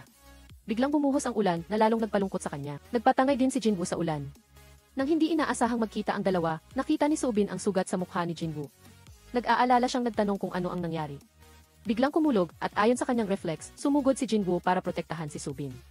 Sa ilalim ng ulan, naging magulo ang tibok ng puso ng dalawa. Habang sumisilong sa ulan, binigyan ni Jinwoo si Subin ng panyo. Nang makitang nag-aalangan si Subin, dali-daling ipinaliwanag ni Jinwoo na malinis ito. Hindi lang niya ito naplansa, kaya medyo lukot. Biglang nagring ang telepono ni Jinwoo at ang tumatawag ay ang supermarket manager. Nang makita ng manager na hindi pa dumarating si Jinwoo para magtrabaho, galit niyang tinanong kung nasaan ito. Nang huminto ang ulan, inalok ni Jinwoo na ihatid si Subin pabalik sa paaralan. Habang naglalakad, gustong itanong ni Subin ang ikalawang bahagi ng artikulo, ngunit hindi siya sinagot ni Jinwoo. Nang makita niya itong umiti ng parang baliw, napangiti din si Subin. Pagdating sa harap ng supermarket, nakita ng manager ang dalawa na magkasama. Agad itong nagtanong kung nagde-date ba sila. Pagkarinig sa sinabi ng manager, agad na itinatwa ng dalawa. Sa sandaling ito, dumating si Hee-jung para hanapin si Subin. Inanyayahan niya si Subin na sumama sa kanya sa review class. Nang makita ang dalawa na magkasama, nakaramdam ng pagkaasiwa si Jinwoo. Bago magklase, dinala ni Hee-jung si Subin sa kalapit na coffee shop at binigyan siya ng bagong damit. Natatakot ang nanay ni Subin na mabasa siya sa ulan, kaya ipinadala niya ito sa kanya. Nang humingi ng paumanhin si Subin sa abala na dulot ng kanyang ina, nagsalita si Hee-jung. Voluntaryo raw niyang ginagawa ang mga bagay na iyon para sa kanya. Ang sinabi ni Hee-jung ay lalong nagpakabado kay Subin. Direkta niyang sinabi kay Hee-jung na huwag na itong gumawa ng anumang bagay para sa kanya. Hindi raw niya ito komportable. Sa klase, nag-text si Subin kay Jinwoo na isalin niya mismo ang artikulo sa English at sa kanya ito itatama para sa kanya. Napansin ni Hee-jung na palihim na gumagamit ng telepono si Subin, kaya nakaramdam siya ng pagkaasiwa. Nang makauwi si Jinwoo, natanggap niya ang English paper na naitama na ni Subin. Gusto nitong kabisaduhin niya ito. Para hindi niya bigin si Subin, sinikap ni Jinwoo na kabisaduhin ito buong gabi. Kinaumagahan, nagising si Jinwoo sa tunog ng telepono. Nang makita niyang malapit na siyang mahuli sa klase, nagmadali siyang maghanda para pumasok. Papunta sa klase, nakita siya ni Gio. Nakita ni Gio na suot niya ang maskara, kaya tinawag niya ito para tanungin kung ano ang nangyari. Sa pilitang tinanggal ni Gio ang kanyang maskara. Nakita niya ang sugat sa mukha ni Jinwoo. Gusto niyang malaman kung ano ang nangyari. Ngunit sinabi lang ni Jinwoo na nahulog siya sa kanyang bisikleta. Hindi siyempre naniwala si Gio. Sigurado siyang nakipag-away siya, mabuti na lang at hindi pa ito naiulat sa paaralan, kaya tinulungan pa rin ni Gio si Jinwoo na itago ito. Nang dumating si Jinwoo sa klase, mabilis na napansin ng lahat ang sugat sa kanyang mukha. Alam nilang nakipag-away si Jinwoo. Ang mga babae ay nagbubulungan tungkol sa kanya. Naiinis si Subin nang marinig niya ang kanilang sinabi. Ipinaliwanag niya na nahulog lang si Jinwoo sa kanyang bisikleta. Nalaman ng kaibigan niyang si Jomi na nakapasok si Subin sa klase ni Ison. Hindi iyon ordinaryong klase, kailangan talagang maging mahusay at may koneksyon para makapasok. Ngunit salamat kay Hee-jung, madaling natanggap si Subin. Lubos na nabalisa si Jomi dahil doon. Dahil dito ay nagkaroon sila ng pagtatalo. Alam ni Subin na tinulungan siya ni Hee-jung, ngunit patuloy siyang nagsisikap. At sa pagpasa sa entrance exam, hindi iyon pinansin ni Jomi. Nakikita lang niya ang pabor na ibinibigay ni Hee-jung sa kanya. Ayaw makipag-usap ni Jomi kay Subin, kaya tinalikuran niya ito at umalis. Nagkataong napadaan si Jinwoo at tinanong si Subin kung nag-away ba sila. Gustong-gusto ni Subin na itanggi iyon, ngunit ang totoo ay nag-away nga sila. Tinanong muli ni Jinwoo kung nanalo ba si Subin. Balisang umiling si Subin. Sa pagkakataong ito, tiningnan ni Jinwoo si Subin, sa totoo lang, siya ang nanalo dahil ang matalo ay ang manalo. Ang sinabi ni Jinwoo ay nagpatawa kay Subin. Dahil doon ay bumuti ang kanyang kalooban. Sa opisina, nag-imbestiga si Gio tungkol sa dating paaralan ni Jinwoo. Bigla siyang nakatanggap ng sulat, at nang makita niya ang pangalan ng nagpadala, si Hongju, agad na tumakbo si Gio. Walang magawa si Gio kundi tawagin ang pangalan ni Hongju. Sa sandaling iyon, narinig ni Jinwoo ang pangalan ng kanyang kaibigan. Agad siyang tumakbo sa bintana, at nakita niyang dumating nga si Hongju. Agad siyang tumalikod at hinabol ito. Nang makarating si Jinwoo sa gate ng paaralan, nakasakay na si Hongju sa bus at umalis. Hindi sumuko si Jinwoo. Hinabol niya ang bus, at nakiusap sa driver na pasakayin siya. Pagkapasok sa bus, nakita ni Jinwoo si Hongju sa dulo ng bus. Nagpa siya si Hongju na huminto sa pag-aaral. Kung magpapatuloy pa siya sa pag-aaral, hindi siya lulubayan ng mga nambubuli. Tinulungan mo na si Jinwoo ng isang beses, kaya gusto mong umalis doon. Sa susunod ay maghahanap ka ng part-time na trabaho. Humingi ng tawad si Hongju kay Jinwoo sa lahat. Pinayuhan din ni Hongju si Jinwoo na mag-ingat sa mga nambubuli sa bagong paaralan. Hindi niya alam kung ano ang gagawin sa kanya. Tinanggap ni Jinwoo ang paumanhin ni Hongju habang hinahatid niya si Hongju sa sasakyan. Biglang sinabi ni Jinwoo sa kanya na hindi naman masama ang buhay nila. Kahit na ipinanganak silang mahirap, ayos lang, malalagpasan nila ang lahat. Naintindihan ni Hongju ang ibig sabihin nito, ngumiti siya at kumaway kay Jinwoo. Pagkabalik sa paaralan, muling hinawakan si Jinwoo ni Io. Nabasa na niya ang sulat ni Hongju, at nalaman din niya ang tungkol sa maling pagkakakulong kay Jinwoo sa dati nitong paaralan. Medyo na nalungkot si Gio para sa kanya, at dahil sa proteksyon ni Io, matagumpay na nakatakas si Jinwoo sa paglabag sa curfew. Pagkatapos ng klase, nag-schedule si Jinwoo na magkita sila ni Subin sa parke para mag-practice ng English. Dahil sa presensya ni Subin, hindi lubusang makapag-focus si Jinwoo sa pagbabasa. Ang kanyang kaba ay nagdulot ng patuloy na pagkakamali. Dahil sa pagkabagabag ni Jinwoo, hindi napigilan ni Subin ang tumawa. Nang matapos ang practice, pinayuhan ni Subin si Jinwoo na pag-aralan ng mabuti ang mga bahaging minarkahan niya. Gumuhit pa siya ng maraming ubas sa notebook nito at sinabihan siyang kulayan ang bawat ubas. Sa bawat aralin ay magkukulay siya ng isa hanggang sa maubos ang lahat ng ubas. Napaismit si Jinwoo habang tinitingnan ang dami ng uba sa notebook. Hindi niya inaasahan na ganoon pala ka-istrikto si Subin. Nang gabing iyon, habang pauwi mula sa klase kasama si Hee-jung, muling binanggit ni Subin na gusto niyang huminto sa klase ni Ison. Alam niyang mahusay magturo si Gi-son at malaki ang naitulong ni Hee-jung sa kanya. Ngunit hindi raw siya komportable sa sitwasyon. Iminungkahi rin ni Subin kay Hee-jung na huwag hayaang tawagin siya ng kaibigan nito na girlfriend niya. Nakakahiya raw para sa kanya iyon. Ang mga salita ni Subin ay lubos na nakasakit kay Hee-jung. Tinanong niya si Subin kung ang lahat ba ng ginagawa niya ay nakakainis sa kanya. Hindi raw niya maintindihan kung bakit ganoon siya kalayo sa kanya. Malinaw na nagbago na ito, hindi na tulad ng dati. Ang malungkot na mukha ni Hee-jung ay nagdulot ng pagkakasala kay Subin. Tinangka niyang mag-text ng paumanhin kay Hee-jung ngunit hindi niya alam kung paano magsisimula. Kinagabihan, patuloy na iniisip ni Subin si Jinwoo kahit na pinatay na niya ang ilaw para matulog. Sinubukan niyang buksan muli ang ilaw. Gusto niyang malaman kung ano ang pakiramdam ng matulog na nakabukas ang ilaw. Dahil sa matinding liwanag ng ilaw, hindi makatulog si Subin. Naawa siya kay Jinwoo na kinailangan niyang matulog ng ganoon mula pa noong bata. Samantala, si Jinwoo ay sinusubukan ding patayin ang ilaw para matulog. Ngunit sa huli, kinailangan pa rin niyang buksan ang ilaw. Hindi siya natutulog na nakabukas ang ilaw dahil sa takot sa multo, kundi dahil nakakatulong ang ilaw para hindi siya gaanong makaramdam ng kalungkutan. Kinabukasan, ipinatawag si Gi-oh ng assistant principal sa opisina. Nagrereklamo ang mga guro tungkol sa paraan ng pagbibigay ni I-oh ng oral examination sa mga estudyante. Hindi sila nasiyahan sa paraan ng pagpapares. Inutusan din ng assistant principal si Gi-oh na kanselahin ang English assessment exam, gusto pa sanang ipaliwanag ni I-oh ang kanyang pamamaraan. Ngunit ayaw makinig ng assistant principal kung hindi kakanselahin ni I-oh ang exam, ibig sabihin, kinakalaban ni I-oh ang assistant principal. Balisang bumalik sa kanyang upuan si Gi-oh. Nang makaalis ang assistant principal para sa pulong, nagpakita muli si Gi-oh ng kakaibang ngiti. Itinuloy pa rin ni I-oh ang oral exam tulad ng dati. Ang unang pares na susuriin ay sina Dahui at OJ. Pagkatapos ng exam, biglang sinabi ni Dahui na mayroon pa siyang isang pangarap at iyon ay ang maging girlfriend ni OJ. Pagkatapos ng ilang minutong pagkaasiwa, umayag din si OJ kay Dahui. Nakita ng buong klase ang isang pampublikong pagtatapat, kaya labis silang nagalak. Sa sandaling ito, dumating ang assistant principal sa klase 3 para hanapin si Gi-oh. Nang makita ang madilim na mukha ng assistant principal, alam ni Gi-oh na tapos na siya. Gaya ng kanyang kutob, simula ngayon ay hindi na magiging homeroom teacher ng klase 3 si Gi-oh. Habang nakaupo si Gi-oh ng balisa sa football field, lumapit si Jinwoo at tinanong siya tungkol sa kanyang pangarap. Sa hindi inaasahang tanong ni Jinwoo, natulala si Gi-oh saglit. Pagkatapos ay sinabi ni Gi-oh na siya ay isang shopaholic kaya ang pangarap niya ay makapag-shopping ng walang limitasyon. Kahit sinubukan ni Gi-oh na magkunwari na masaya, alam ni Jinwoo na hindi iyon ang tunay niyang pangarap. Marahil si Gi-oh ay tulad niya, isang taong nawala ng pangarap. Sa sandaling ito, nakita sila ni Subin. Gusto niyang gawin ang oral presentation kasama si Jinwoo dito. Kahit na kinansela ang exam, marami silang pinagsamang practice ni Jinwoo at nakita niyang sabik ang mga estudyante na masuri. Sumang-ayon si Gi-oh na pakinggan sila. Habang nagsasalita si Jinwoo ng English, kasama si Subin, nakita sila ni Hee-jung nang hindi sinasadya. Sa pagkakita kay Subin na nakangiti sa tabi ni Jinwoo, lalong nagalit si Hee-jung. Natapos ang oral presentation na ikinagulat ni I-oh. Kung ito ang opisyal na exam, bibigyan niya talaga sila ng 100 puntos bilang pagdiriwang sa pagsisikap ng dalawa. Inanyayahan sila ni Gi-oh na kumain ng pizza. Sa sandaling ito, biglang nakatanggap ng tawag si Gi-oh. Pagkatapos, sabay-sabay silang tumakbo sa ospital. Nakahiga si Hongju sa emergency room. Nang makita ang katawan ni Hongju na puno ng dugo, hindi napigilan ni Jinwoo ang kanyang damdamin. Malubha ang sugat ni Hongju at hindi ito nakaligtas. Sa burol ni Hongju, si Jinwoo lang ang nagbantay sa tabi niya. Nang makita si Jinwoo na malungkot, inilabas ni Ginoo ang mga kaklase. Tahimik na tahimik ang burol ni Hongju. Walang kamag-anak si Hongju at wala rin siyang maraming kaibigan. Ang mga estudyanteng karaniwang nambubuli kay Hongju ay dumalo sa kanyang burol. Bago umalis, isa sa kanila ang biglang nagbunyag kay Jinwoo na binigyan sila ni Jinwoo ng pera. Inutusan silang makipag-away kay Jinwoo para mapatalsik siya. Ang mga salita ng bully ay nagpaalala kay Jinwoo sa mga sinabi ni Hee-jung. Tila naintindihan ni Jinwoo na si Hee-jung ang nag-udyok kay Jitae. Sa pagtingin sa larawan ni Hongju, hindi napigilan ni Jinwoo ang kanyang galit. Sumugod siya kay Hee-jung at sinuntok ito ng ilang beses. Sinubukan ni Gi-oh na pigilan si Jinwoo, ngunit nabigo siya. Natakot si Subin sa ginawa ni Jinwoo.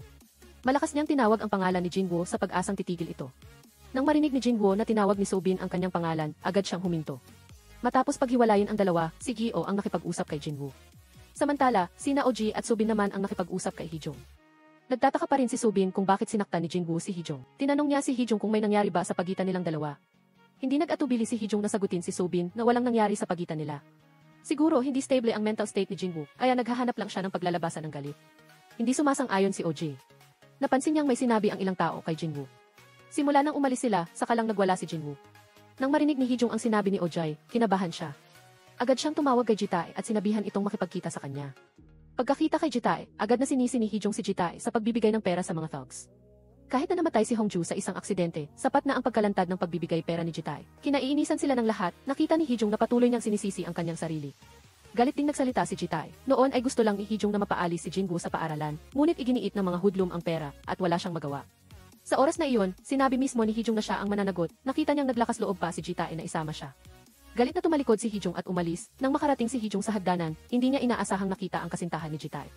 Nang marinig ni si Ji na gumawa na naman ng masama ang kanyang kasintahan, nadismaya siya kay Ji-tae, pagkatapos bumalik mula sa funeral home. Dinala ni Subin si Jomi sa klase ng tutor. Sinabi niya kay Teacher Son ang tungkol sa pagkuha ng leave mula sa klase ng tutor. Naghihinala si Gi-son sa marka ng entrance exam ni Subin, kaya't naramdaman niya ang pagkaasiwa. Bukod pa rito, mas gusto niyang mag-aral mag-isa. Pagkatapos, dinala ni Subin si Jomi at ipinakilala siya kay Ison. Umaasa si Jomi na bigyan siya ni Ison ng entrance exam, gusto niyang sumali sa klase. Nang bumalik si Subin, nakita niya si Hee-jung na natulala. Dahan-dahan niyang tinawag ang pangalan ni Hee-jung, hindi niya inaasahang magugulat ito. Nagtaka si Subin. Inihayag ni Subin na hihinto na siya sa kanyang mga tutorial. Umaasa siya na huwag sabihin ni Hee-jung ito sa kanyang ina. Humingi ng paumanhin si Sojung kay Hee-jung sa pag-abala sa pamilya ni Hee-jung. Sa pagkakita sa sugat sa mukha ni Hee-jung, naalala ni Subin si Jinwoo at bigla niyang tinanong si Hee-jung kung bakit hindi siya lumaban kay Jinwoo. Nakita niya raw itong nagtaas ng kamay, ngunit ibinaba rin, tila sinadya nitong hayaang saktan siya ni Jinwoo. Ang tanong ni Subin ay nagpatigil kay Hee-jung. Mabilis siyang nakahanap ng dahilan para palampasin ang usapan. Sa youth center, nalaman ni Gi-oh ang sinabi ni Go-hwen kay Jinwoo na nagbayad si Ji-tae sa kanila para guluhin siya. Gusto niyang malaman kung bakit ginawa iyon ni Go-hwen at hindi na rin ito naglihim pa. Inamin niyang binubuli niya si Hongju noon, ngunit wala raw kinalaman ang pagkamatay ni Hongju sa kanila. Sinabi niya raw iyon kay Jinwoo para hindi ito magkamali ng pagkakaintindi sa sitwasyon. Matapos marinig ang buong paliwanag ni Go-hwen, iminungkahi ni Io na maging saksi si Go-hwen. Sa pulong bukas, sandaling nag-alinlangan si Go-hwen at pagkatapos ay tumango bilang pagsang-ayon kay Io. Nang makuha ang pagtango ni Go-hwen, masayang tinawagan ni Gi-oh si Jinwoo, umaasa siyang huwag itong masyadong malungkot. Hindi raw ganap na hindi patas ang buhay na ito. Kinaumagahan, nagsagawa ng pulong ang paaralan upang lutasin ang insidente ng pananakit ni Jinwoo kay Hee-jung. Dahil hindi na homeroom teacher si Gi-oh, hindi siya pinayagan ng assistant principal na dumalo sa pulong, kaya nakakaramdam lang ng pag-aalala si Gi-oh sa labas. Sa pulong, tinawagan ng investigador si Go-hwen upang kumuha ng pahayag. Ngunit kakatwa, itinanggi ni Go-hwen ang lahat ng kanyang ginawa na nagdulot ng mapanuksong ngiti kay Hee-jung. Lumalabas na hiniling ni Hee-jung sa kanyang ina na ayusin ang lahat ng bagay. Ngayon, sina Hee-jung at Ji-tae ay inosente, at si Jinwoo lang ang kailangang manatili para makinig sa isang psychological education session tungkol sa kanyang pakikipag-away. Hindi masyadong nagulat si Jinwoo sa resultang ito. Tutal, si Hee-jung ay anak ng mayaman, kaya't ganap siyang makakatakas sa kasong ito. Sa pagkakita kay Jinwoo sa silid, labis na nalungkot si Gi-oh. Sinisi pa nga ni Gi-oh ang kanyang sarili sa pagiging walang silbi, hindi niya matulungan si Jinwoo pagkatapos niyang bumalik sa opisina ng guro. Nagtungo si Gi-oh sa assistant principal at nagsumite ng kanyang pagbibitiw. Pagkakita sa sulat, hinabol agad ng assistant principal si Gi-oh. Muling na ospital ang dating homeroom teacher. Ngayon, may kakulangan sila ng guro sa paaralan at umaasa ang assistant principal na magbago ang isip ni Gi-oh. Ngunit tila wala ng gana si Gi-oh. Habang patuloy na hinahabol siya ng assistant principal, agad na nagbigay ng panukala si Gi-oh. Kung papayagan siya ng assistant principal na maging homeroom teacher ng klase 3, tila nag-aatubili ang assistant principal, saka tumalikod si Gi-oh at umalis. Sa huli, kinailangan pa rin pumayag ng assistant principal kay Gi-oh. Mula ngayon, opisyal nang magiging homeroom teacher ng klase 3 si Gi-oh. Habang nakaupo at nakikipaglaro sa kanyang grupo ng mga kaibigan, patuloy na iniisip ni Subin si Jinwoo, hindi niya alam kung nasaan ito at kung ano ang nararamdaman nito. Sa huli, nagpa siya si Subin na hanapin si Jinwoo nang makita niya ito. Hindi alam ni Subin kung paano magsisimula ng usapan. Tinanong niya si Jinwoo kung may alitan ba sa pagitan nila ni Hee-jung. Nang itanong ni Subin iyon, inakala ni Jinwoo na naaawa siya kay Hee-jung. Tama lang dahil girlfriend niya ito. Ayaw ni Jinwoo na makita ni Subin ang kanyang kasalukuyang anyo. Ayaw niyang kaawaan siya nito. Pagkasabi ng mga salitang iyon, agad na nagsisi si Jinwoo. Sinikap niyang pigilan ang kanyang emosyon, ngunit sumabog siya sa harap ni Subin. Sinabi ni Subin na pumunta siya doon dahil gusto niya itong makita. Kung pinagalit niya pa ito, humihingi siya ng paumanhin. Sa pagkakita kay Subin na malungkot na umalis, lalo pang sinisi ni Jinwoo ang kanyang sarili. Narinig niyang nagbitiw na si Teacher Oh. Nagdulot ito ng kaguluhan sa buong klase. Nang pumasok si Teacher Oh sa silid-aralan, lahat ay umasa na mananatili siya. Tiningnan ni Teacher Oh ang buong klase na may pagsisisi at pagkatapos ay biglang nagpahayag. Hindi na siya magbibitiw at opisyal na magiging homeroom teacher.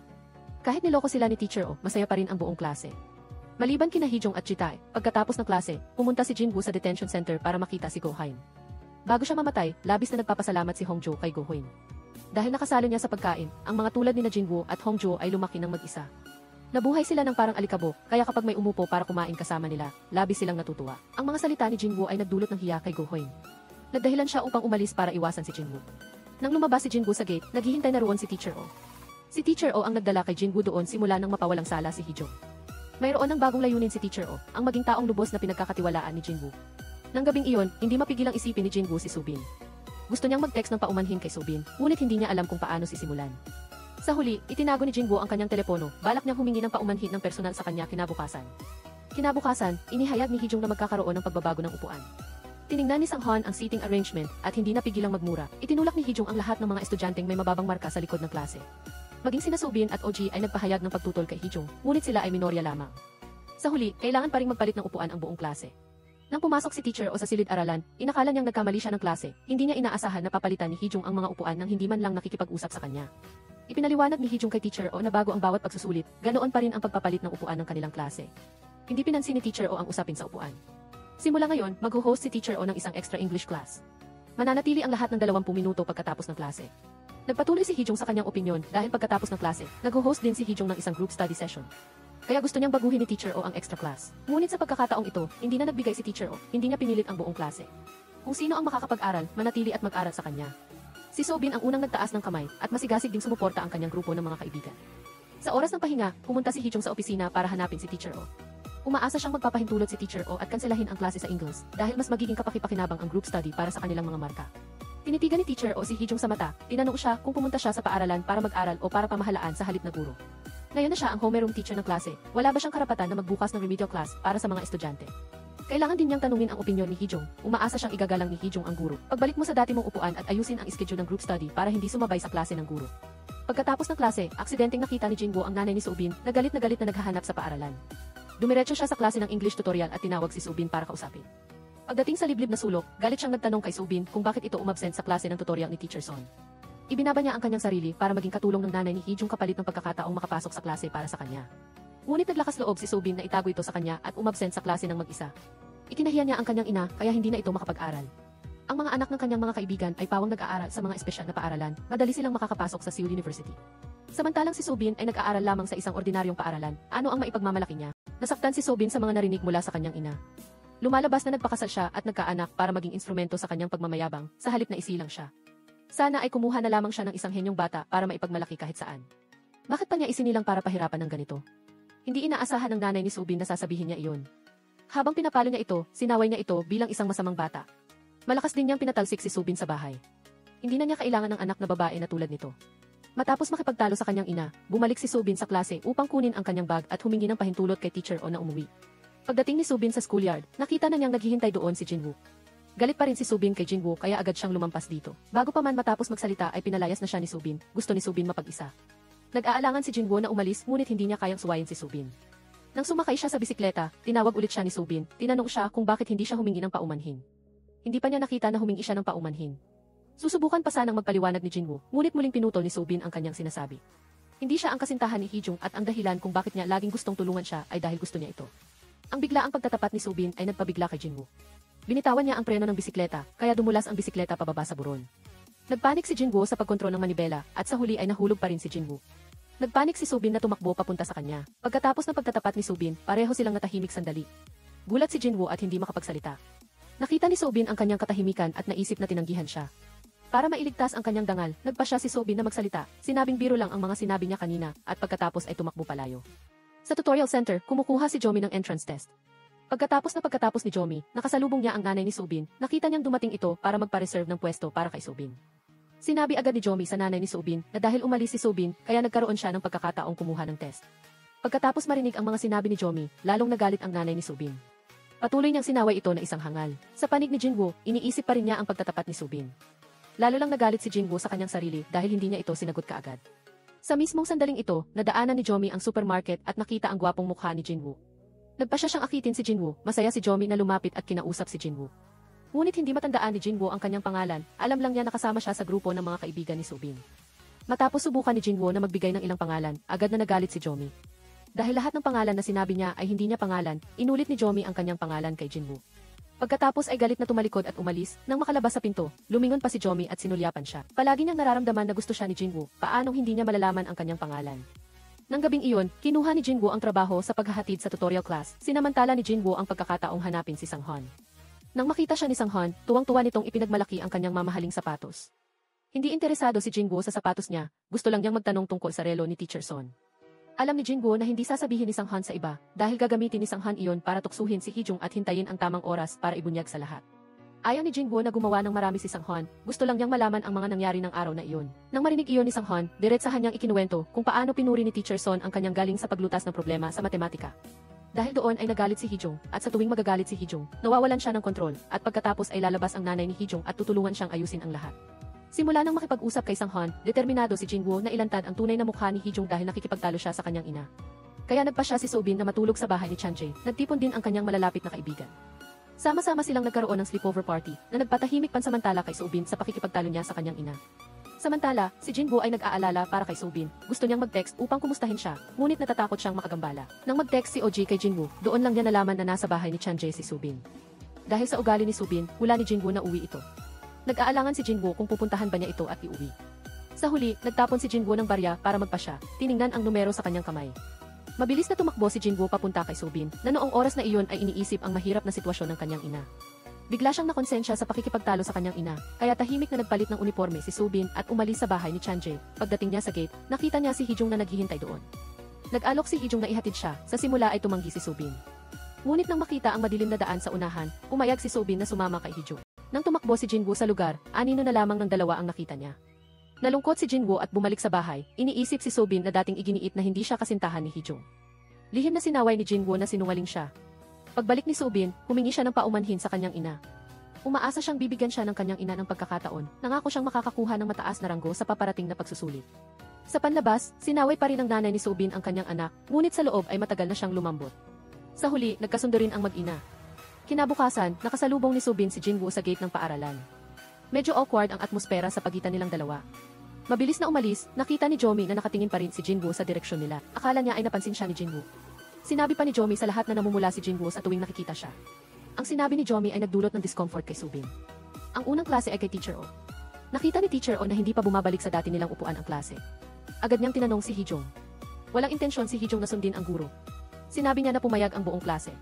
Nang marinig iyon ni Teacher Oh, agad niyang tinanong ang buong klase kung mayroon bang hindi sumasang-ayon sa kasalukuyang ayos ng upuan. Habang tahimik ang buong klase, si Jin-woo ang unang nagtaas ng kamay, sinundan ni So-bin. At nang makita ng grupo ng mga kaibigan niya ang sitwasyon, nagpa siya si Teacher O na baliwalain ang grupo ni Hee-jung at payagan ang mga bagong nagtaas ng kamay. Nagkaroon ng pagkakataong pumili ng bagong upuan, masayang hinila ni Da-hui si OG para maupo sa tabi niya. Tumingin si Jin-woo kay So-bin, gusto niyang umupo sa iisang mesa kasama niya. Ngunit hindi pa nakakakilo si Jin-woo. Biglang tumayo si Jomi, senyasan niya ang isa pang kaibigan na umupo sa tabi ni So-bin at hinila si Jin-woo upang umupo sa iisang mesa kasama niya sa buong klase. Nahihiya si Jin-woo na tumingin kay So-bin ang hindi man lang napapansin na lumalapit si Jomi. Nakita ni Chan-jae si Jomi na ganoon, kaya muling lumitaw ang kanyang pagiging usisera. Nag-text siya sa grupo na sina Jomi at Jin-woo ay parang isang magkasintahan. Nang mabasa ni So-bin ang mensaheng ito, lumingon siya upang tingnan si Jin-woo. Pagkatapos ay naisip niya ang kanyang pagtatapat, bigla siyang nagsisi na sinabi niya iyon noon. Lalo lang nahiya si So-bin habang iniisip niya ito, ngayon gusto na lang niyang maghukay ng butas para magtago. Sa oras ng pahinga, nakita ni Jin-woo si Sang-han at ang guro sa matematika. Sa simula ay mahal na mahal ng guro sa matematika si Sang-han, ngunit dahil sa pagkainggit ni Hee-jung, hindi niya ito maipakita. Tiningnan niya silang dalawa, tila may iniisip si Jin-woo. Maya-maya, isang kaklase ang nagpasa ng mensahe kay Hee-jung na tinatawag siya ng guro sa matematika sa opisina. Pagdating ni Hee-jung sa opisina, narinig niya ang tawa ni Sang-han. Narinig ni Hee-jung na pinag-uusapan siya ni Sang-han, kaya galit niyang itinulak ang pinto ng opisina. Nagulat ang guro nang biglang dumating si Hee-jung, ngunit hindi nagulat si Sang-han. Nagsalita pa nga siya ng ilang nakakatawang komento kay Hee-jung na nagpatindi sa galit ni Hee-jung. Tumingin si Hee-jung sa nakakainis na mukha ni Sang-han, lalong lumaki ang galit sa kanyang puso, at tumakbo siya sa locker ni Sang-han, kinuha ang paboritong sapatos ni Sang-han, at ipinagpag ang galit niya doon. Nasaksihan ni Jin-woo ang lahat mula sa likod, at nang matapos si Hee-jung maglabas ng galit, tinanong ni Jin-woo si Hee-jung kung pakiramdam niya ay sasabog na ang kanyang puso, sasabog dahil sa inggit at kawalan ng kapanatagan. Ngayon ay naiintindihan na ni Jin-woo si Hee-jung, isa siyang makasarili, puro sarili lang ang iniisip. Kaya kapag mayroong nakapagpasama sa kanyang loob, sisirain niya ang pinakamahalagang bagay sa taong iyon, at pagkatapos ay hahanap ng paraan upang sisihin ang iba. Sa ganitong paraan, mapapanatili ni Hee-jung ang kanyang mabait na imahe. Nakita ni Jin-woo na patuloy na binubulgar ni Jin-woo ang kanyang pagkatao, galit na lumapit si Hee-jung kay Jin-woo. Sa sandaling ito, mabilis na dumating si Jita at pinigilan si Hee-jung. Pagkatapos ng klase, galit na hinabol ni Jomi si So-bin, nabigo siya sa entrance exam, nangangahulugan iyon na hindi siya tatanggapin ni Teacher Son. Sinisisi ni Jomi si So-bin dahil hinawakan ng nanay ni So-bin ang lugar para sa kanya, kaya ibinagsak siya ni Teacher Son.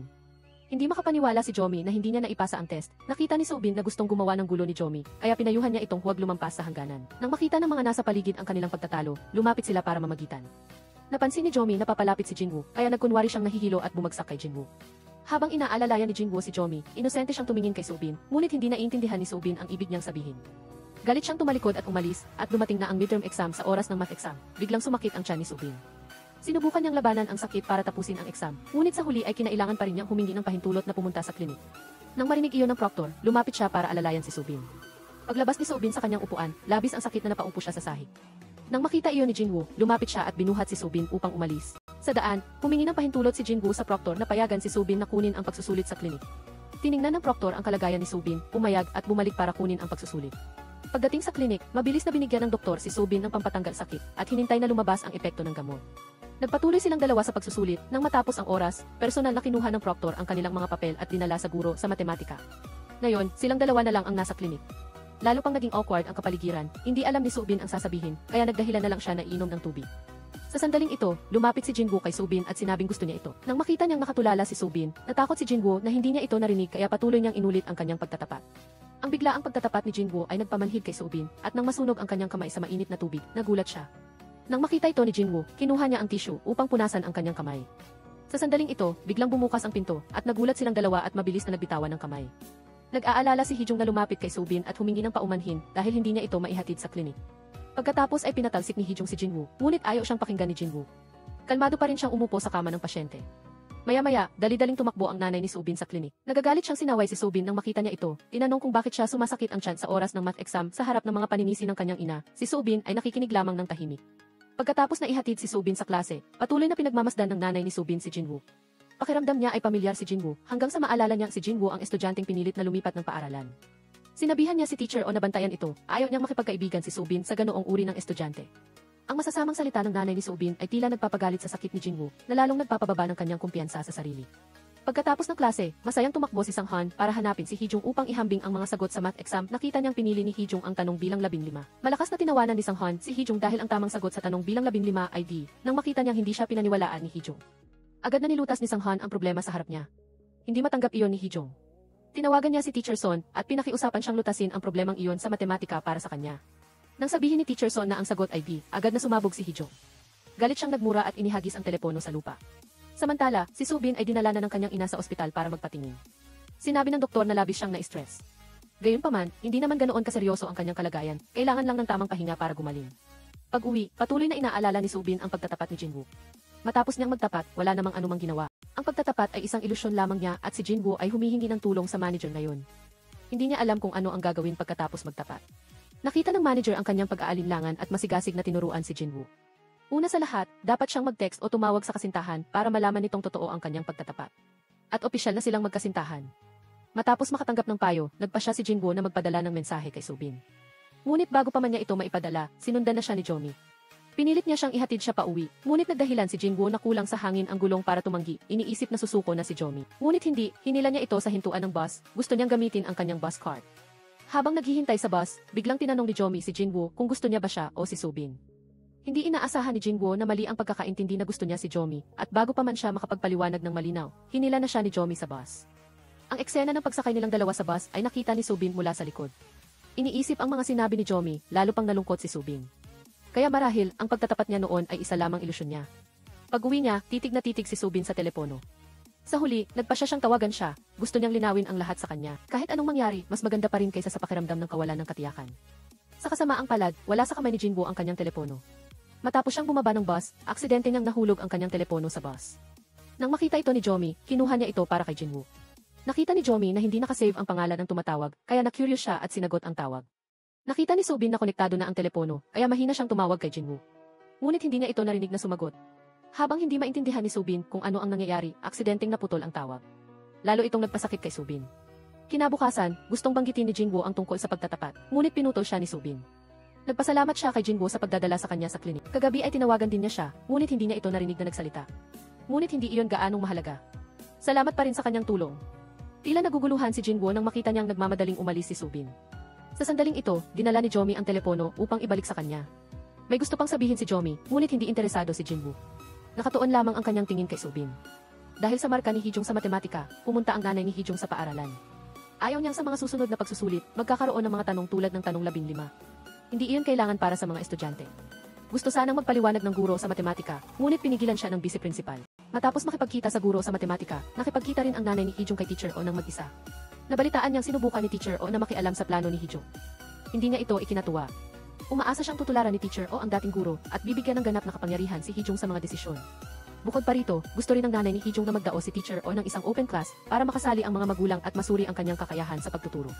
Dahil sa mga hindi makatuwirang kahilingan ng nanay ni Hee-jung, hindi komportable si Teacher O. Sa wakas ay inilabas na ang resulta ng huling pagsusulit. Dahil sa pagkakamali sa paggawa ng tanong, lahat ng sagot sa tanong 15 ay bibigyan ng puntos. Dahil dito, nanatili si Hee-jung sa unang pwesto. Hindi nasiyahan si Sang-han sa anunsyo ng paaralan. Kung hindi lang nakialam ang nanay ni Hee-jung, si Sang-han na sana ang nangunguna. Sa klase ngayong araw, may binanggit si Teacher O. Gusto niyang maghalal ang klase ng isa pang class president. Si Hee-jung ang unang tumutol. Pakiramdam niya ay mahusay pa rin siyang namamahala sa klase.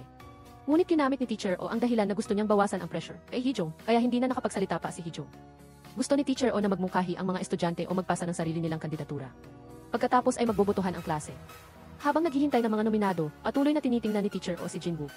Nang mag-nominate si Jinwoo ng kanyang sarili, lubos na nasiyahan si Teacher O. Nagsilbi si Teacher Jinwoo bilang class president. Si Soobin ang unang bumoto para sa kanya. Ang grupo ng mga kaibigan ni Soobin ay nagkaisa ring pumayag. Sa huli ay matagumpay na nakuha ni Jinwoo ang posisyon ng class president. Sa susunod na klase sa ICA, pinaglaro ng guro sina Jinwoo at Hee-jung ng bato-bato pick para pumili ng miyembro. Sa unang panalo, hindi nag-isip si Jinwoo at pinili agad si Soobin. Matapos hatiin ang mga koponan, formal na nagsimula ang labanan. Sa buong laban, laging nasa tabi ni Jinwoo si Soobin. Sa tuwing may bolang papunta sa kanya, handa siyang gamitin ang kanyang katawan para panangga. Lalo nitong pinabilis ang tibok ng puso ni Soobin para sa kanya. Matapos ang laro, nagpalit ulit ng uniforme ang lahat sa klase. Sinasadya ni Hee-jung na hintayin ang lahat na magpalit bago siya pumasok sa dressing room. Sa pagkakita sa mga pasa sa kanyang balikat, hindi maiwasang maalala ni Hee-jung ang pambubugbog kahapon. Sa tuwing nagkakamali si Hee-jung, bubugbugin ng tatay ni Hee-jung ang mag-ina para ilabas ang galit. Nang umalis si Hee-jung, lumabas si Jinwoo mula sa sulok ng silid. Nang makita ang sugat ni Hee-jung, napaisip si Jinwoo. Sa daan pabalik sa klase, biglang hinarang ni Sang-han si Jinwoo. Tinanong ni Sang-han si Jinwoo kung gusto ba nitong linisin ang kanyang pangalan tungkol sa pagnanakaw ng relo. Kung gusto ni Jinwoo, maaari siyang tumayo bilang saksi. Walang pag-aalinlangang tinanggihan agad ni Jinwoo. Alam niyang naiinis si Sang-han dahil sa math exam, kaya gusto niyang gamitin ang issue ng relo para pabagsakin si Hee-jung. Nang makita niyang ayaw makisali ni Jinwoo, galit na lumapit si Sang-han kay Hee-jung. Kung hindi dahil sa mga magulang ni Hee-jung, sana ay siya ang nanguna sa pagsusulit na ito. Galit na tiningnan ni Hee-jung si Sang-han, kahit pa naapektuhan ang marka ni Hee-jung sa matematika, hindi pa rin makakakuha ng unang pwesto si Sang-han dahil mas mababa ang kanyang mga marka sa ibang asignatura kumpara kay Hee-jung. Nang makita niyang wala siyang magawa kay Hee-jung, nilait ni Sang-han si Hee-jung na isa lang siyang alagang hayop ng kanyang mga magulang. Ang sinabi ni Sang-han ay nakasakit sa damdamin ni Hee-jung. Nagtago siya mag-isa sa sulok at umiyak ng malakas. Pagkatapos ng klase, hinanap ni Jinwoo si OG para kunin ang address ng bahay ni Soobin. Nagpa siyang makipagkita kay Soobin para linawin ang lahat. Sa daan, nakita si Jinwoo ni Jomi. Naiinis si Jinwoo nang makita niyang patuloy siyang sinusundan ni Jomi. Gusto niyang paalisin si Jomi, ngunit hindi niya alam kung paano magsisimula. Inakala ni Jomi na nahihiya lang siya. Diretsahan niyang sinabi na tatanggapin niya ang damdamin ni Jinwoo. At simula ngayon, opisyal na silang magkasintahan. Nang makita niyang lumalayo na ang lahat, diretsahang nagsalita si Jinwoo. Ang tunay niyang gusto ay si Soobin. Kung ang mga pagkakataong tinititigan niya si Soobin ay nagdulot ng pagkalito kay Jomi, kaya labis siyang humihingi ng paumanhin para doon. Ngayon na nailinaw na niya ang lahat, umaasa siyang hindi na siya lalapit o guguluhin pa ni Jomi. Sa sandaling ito, nakita ni Jinwoo si Soobin na kasama ang kanyang ina. Mabilis siyang humabol at tinawag ito. Matapos magalang na batiin ang nanay ni Soobin, humingi siya ng pahintulot na makausap ito. Alam ni Soobin na hindi gusto ng kanyang ina si Jinwoo, kaya patuloy niya itong sinenyasan na umalis. Ano mang mangyari, ipagpatuloy na lamang bukas ang pag-uusap. Natanggap ni Jinwoo ang senyas ni Soobin. Masunurin si Jinwoo sa kanya hanggang sa makalayo na si Soobin. Muling tumakbo si Jomi sa tabi ni Jinwoo. Nakita ng nanay ni Soobin si Jomi na ganoon, kaya nahulaan niyang nagde-date ang dalawa. Sinabi rin niya kay Soobin na kung malalaman ng nanay ni Jomi ang tungkol dito, tiyak na magagalit ito.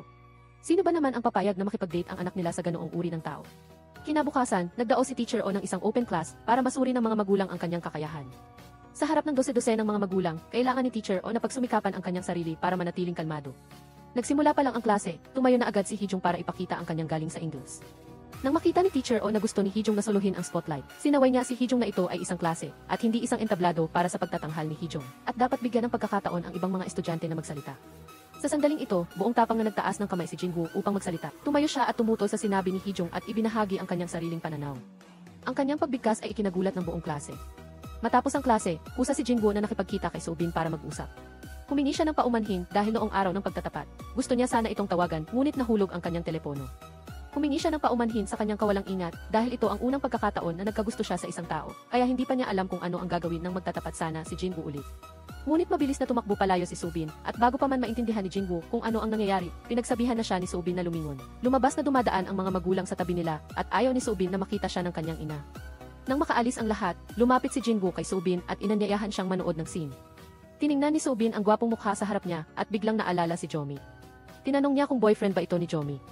Ayaw niya sa lahat ang mga manloloko at hindi inaasahan ni Jingwoo na nagkamali ng pagkakaintindi si Subin. Mabilis siyang nagpaliwanag na hindi niya girlfriend si Jomi at hindi niya ito gusto kahit kaunti.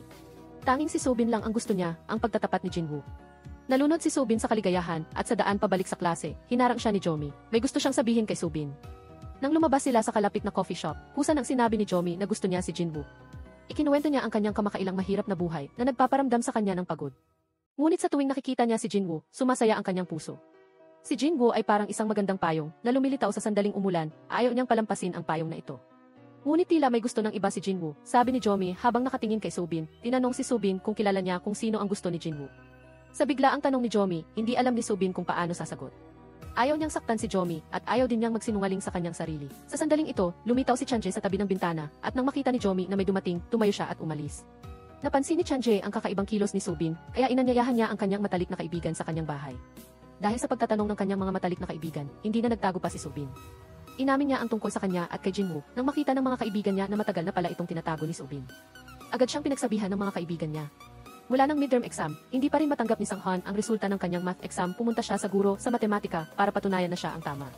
Sa harap ng katigasan ng ulo ng kanyang paboritong estudyante, wala nang nagawa ang guro sa matematika, ngunit hindi pa rin sumuko si Sang-han. Pumunta siya para hanapin ang ina ni Hee-jung, inalok siyang ibalik ang lahat sa dati nitong lugar. Kung hindi siya papayag sa ginawa ni Hee-jung noon, ilalantad niya si Hee-jung sa harap ng lahat. Hindi inaasahan ng ina ni Hee-jung na maglakas loob si Sang-han na takutin siya. Pagkabalik sa bahay, agad siyang tumawag sa kanyang asawa. Sa gabing iyon, nakatanggap ng abiso ng pansamantalang pagkatanggal sa trabaho ang ama ni Sang-han. Alam ng ama ni Sang-han na kagagawan ito ng kanyang anak, aya't pumunta siya sa bahay ni Hee-jung upang magmakaawa, ngunit hindi pa rin napagbago ang ama ni Hee-jung. Sa kawalan ng pag-asa, ang ama ni Sang-han ay maaari lamang hanapin ang kanyang anak at imungkahi na kalimutan na niya ang bagay na ito. Hindi inaasahan ni Sang-han na ganoon kahina ang kanyang ama. Ayaw niyang humingi ng tawad kay Hee-jung, ang bagay na ito ay nakakaapekto sa kanyang dangal. Hindi lang sinibak ang ama ni Sang-han, kundi pinatalsik din ng ama ni Hee-jung si Sang-han sa kanyang klase sa matematika. Dahil sa kapangyarihan ng pamilya ni Hee-jung, napilitan si Sang-han na talikuran ang kanyang nangungunang posisyon. Ngunit hindi pa rin sumusuko si Sang-han, nagpa siya siyang mag-enroll sa kompetisyon sa matematika. Sa pagkakataong ito ay lubusan niyang pababagsakin si Hee-jung, ngunit hindi pa pala nangyayari ang kompetisyon. Napilitan si Sang-han na lumipat ng paaralan, inilipat ang ama ni Sang-han sa Shanghai sa Singapore. Kaya't kinailangan din niyang lumipat kasama ang kanyang ama, nang malaman ito ni Jingwoo. Pinuntahan niya si Sang-han, tinanong ni Jingwoo si Sang-han, ang paglipat ba ng paaralan na ito ni Sang-han ay maituturing na pagtakas. Ayaw itong aminin ni Sang-han, sinabi niyang masaya siya sa paglipat. Kahit na walang sinasabi si Sang-han, naiinis siya habang isinasara ang locker. Biglang inalok ni Jingwoo na magkarera sila ni Sang-han, pareho silang pumunta sa basketball court at tumakbo hanggang sa mapagod. Matapos tumakbo, gumaan na rin ang pakiramdam ni Sang-han. Sa kanilang pagbalik, nakita ni Jingwoo si Subin na may dalang tumpok ng takdang aralin, agad siyang tumakbo upang tulungan siya. Kusa ring binanggit ni Jingwoo ang kanilang nakaplanong date sa sinehan. Sa sandaling ito, nakita ni Subin si Jomi sa malayo. Nagulat si Subin, dali-daling hinila si Jingwoo upang magtago, naghintay hanggang sa makadaan si Jomi. Naalala lang niya ang tanong ni Jingwoo, hindi pa makapagpasya si Subin dahil sa kaguluhan sa kanyang kalooban, nangako siyang tatawagan siya mamaya. Ibinahagi ni Subin ang kanyang damdamin sa kanyang matalik na kaibigan. Alam nilang mabait si Subin at ayaw niyang saktan ang damdamin ni Jomi. Ngunit ang kanilang pagdedate ay hindi naman mali. Pumayag ang kanyang matalik na kaibigan na tulungan si Subin na itago ito kay Jomi at mariin siyang pinayuhan na sumama sa scene kasama si Jingwoo. Sa gabi bago ang kanilang movie date, parehong maingat na naghanda sina Subin at Jingwoo para sa kanilang unang date. Sobra pa nga ang kaba ni Subin kaya't hindi siya makatulog. Kinabukasan, 0 minuto nang mas maaga dumating si Subin sa sinehan, ngunit hindi niya inaasahan na mas maaga pa si Jingwoo kaysa sa kanya. Nagkatinginan silang dalawa ng nahihiya, pagkatapos ay sabay na pumasok sa sinehan, tiningnan ang hawak na popcorn. Masayang-masaya silang dalawa, ngunit nang makita ni Subin ang abiso sa kanyang telepono, nawasak ang kanyang mukha. Tiningnan niya si Jingwoo nang hindi makapaniwala, pagkatapos ay lumabas ng mag-isa. Muling tinitigan ni Subin ang kanyang telepono, ang nag-text kay Subin ay si Hee-jung. Nagpadala siya ng screenshot sa kanya sa larawan. Sinabi ni Jingwoo kay Hee-jung na kukunin niya si Subin dahil mahalaga si Subin kay Hee-jung. Sa sandaling ito, tumakbo rin palabas ng sinehan si Jingwoo. Nang makita si Jingwoo, pilit na pinigilan ni Subin ang kanyang luha. Sinabi niyang tinawag lang siya ng kanyang ina upang umuwi kaagad, walang pag-aalinlangan si Jingwoo at sinabing ihatid niya siya pauwi. Ngunit nang hawakan ni Jingwoo ang kamay ni Subin, umiwas siya sa kamay nito. Dahil dito ay napatigil sandali si Jingwoo habang inihatid si Subin pauwi. Nakalubog pa rin sa pag-iisip si Subin, habang si Jingwoo naman ay nalilito sa kanyang kakaibang pag-ugali. Sa sandaling ito, nabangga ng isang dumadaan si Subin na naging dahilan upang mawalan siya ng balanse at muntik ng matumba. Mabilis na sinalo ni Jingwoo si Subin at nang mahawakan niya ang kanyang kamay ay natuklasan niyang mainit ang kanyang katawan. Nag-aalala si Jingwoo na nilalagnat si Subin, kaya tumakbo siya sa pinakamalapit na butika upang bumili ng gamot para kay Subin. Nang ibigay niya ang gamot kay Subin, pinaalalahanan din siya ni Jingwoo tungkol sa mga bagay na dapat tandaan. Ang mga pagkilos ng pag-aalala ni Jingwoo ay lalong nagpakilig kay Subin, ngunit kasama ng kilig ay ang sakit. Pagkatapos magpaalam kay Jinwoo, nakasalubong ni Subin si Hee-jung sa harap ng bahay. Hindi napigilan ni Subin na tanungin si Hee-jung tungkol sa mensaheng ipinakita ni Hee-jung sa kanya. Gusto niyang malaman kung totoo ba iyon. Sa tanong ni Subin, walang pag-aalinlangang sumagot si Hee-jung. Pinagtibay niya na totoo ang mensahe, at nang marinig ang kumpirmasyon mula kay Hee-jung, lalong nalungkot si Subin. Gusto niyang tulungan siya ni Hee-jung na itago ang bagay na ito. Pagka-uwi ni Jinwoo, patuloy niyang iniisip si Subin tungkol sa masasakit na tingin sa kanyang mga mata tuwing tinitingnan siya nito. Nagsimulang alalahanin ni Jinwoo ang kanyang mga ginawa, hindi niya alam kung saan siya nagkamali. Habang nag-iisip si Jinwoo, biglang dumating si OG upang hanapin siya, alam niyang may dinaramdam siya. Handa si OG na pakinggan ang damdamin ni Jinwoo. Dahil mababa ang nakuha ni Subin sa kanyang pagsusulit sa matematika, patuloy na naghahanap ng tutor ang ina ni Subin para sa kanya, habang nakikipagkita sa isang sikat na tutor. Nakasalubong ng ina ni Subin ang taong ayaw na ayaw niyang makita, iyon ay ang ama ni Subin. Hindi lang iyon, nadapa pa siya mismo sa harap nito. Dahil dito ay labis siyang napahiya. Sa gabi, nakita ni Subin na nakabenda ang kamay ng kanyang ina, nag-aalala siyang nagtanong kung ano ang nangyari, ngunit sinabi lang ng kanyang ina na nadapa siya. Alam ni Subin na hindi lang ganoon kasimple ang nangyari, mula nang bumalik, ang kanyang ina ay nagkulong sa kanyang silid, at nilaktawan pa ang hapunan. Alam niyang may pinagdadaanan ang kanyang ina, ngunit hindi niya alam kung paano siya aaliwin, kaya't nakahiga lang siya sa tabi niya at mahigpit siyang niyakap. Kinabukasan ng umaga, pagdating ni Subin sa paaralan, agad siyang hinila ng kanyang matatalik na kaibigan. Kuryoso nilang tinanong tungkol sa unang date, kabaligtaran ng kanilang kaguluhan. Malinaw ang pagod sa mukha ni Subin, napansin ni Chanji ang kanyang kakaibang kilos. Hula nila ay alam na ng kanyang ina ang tungkol sa kanyang pagdidate, ngunit umiling si Subin, sinabi niyang may problema siya sa kalusugan, kaya't kailangan nilang tapusin ng maaga ang date. Nang malaman ni Jomi na nanood ng scene si Subin, kasama si Jinwoo, inimbitahan niya si Subin na mag-usap sa bakuran ng paaralan at kinwestiyon siya. Bakit siya nanood ng scene kasama si Jinwoo gayong alam niyang gusto niya si Jinwoo? Sobrang pagod na si Subin, at ayaw na niyang magpaligoy-ligoy pa kay Jomi. Inamin niya na nagustuhan din niya si Jinwoo noon, at wala namang masama sa pagpunta nila sa scene. Sa sandaling ito, nakita ni Jomi na papalapit si Jinwoo, kaya hinila niya si Subin at tinanong kung gusto pa rin niya si Jinwoo ngayon. Ngunit walang sinabi si Subin, tinabig lang niya ang kamay ni Jomi at bumalik sa klase.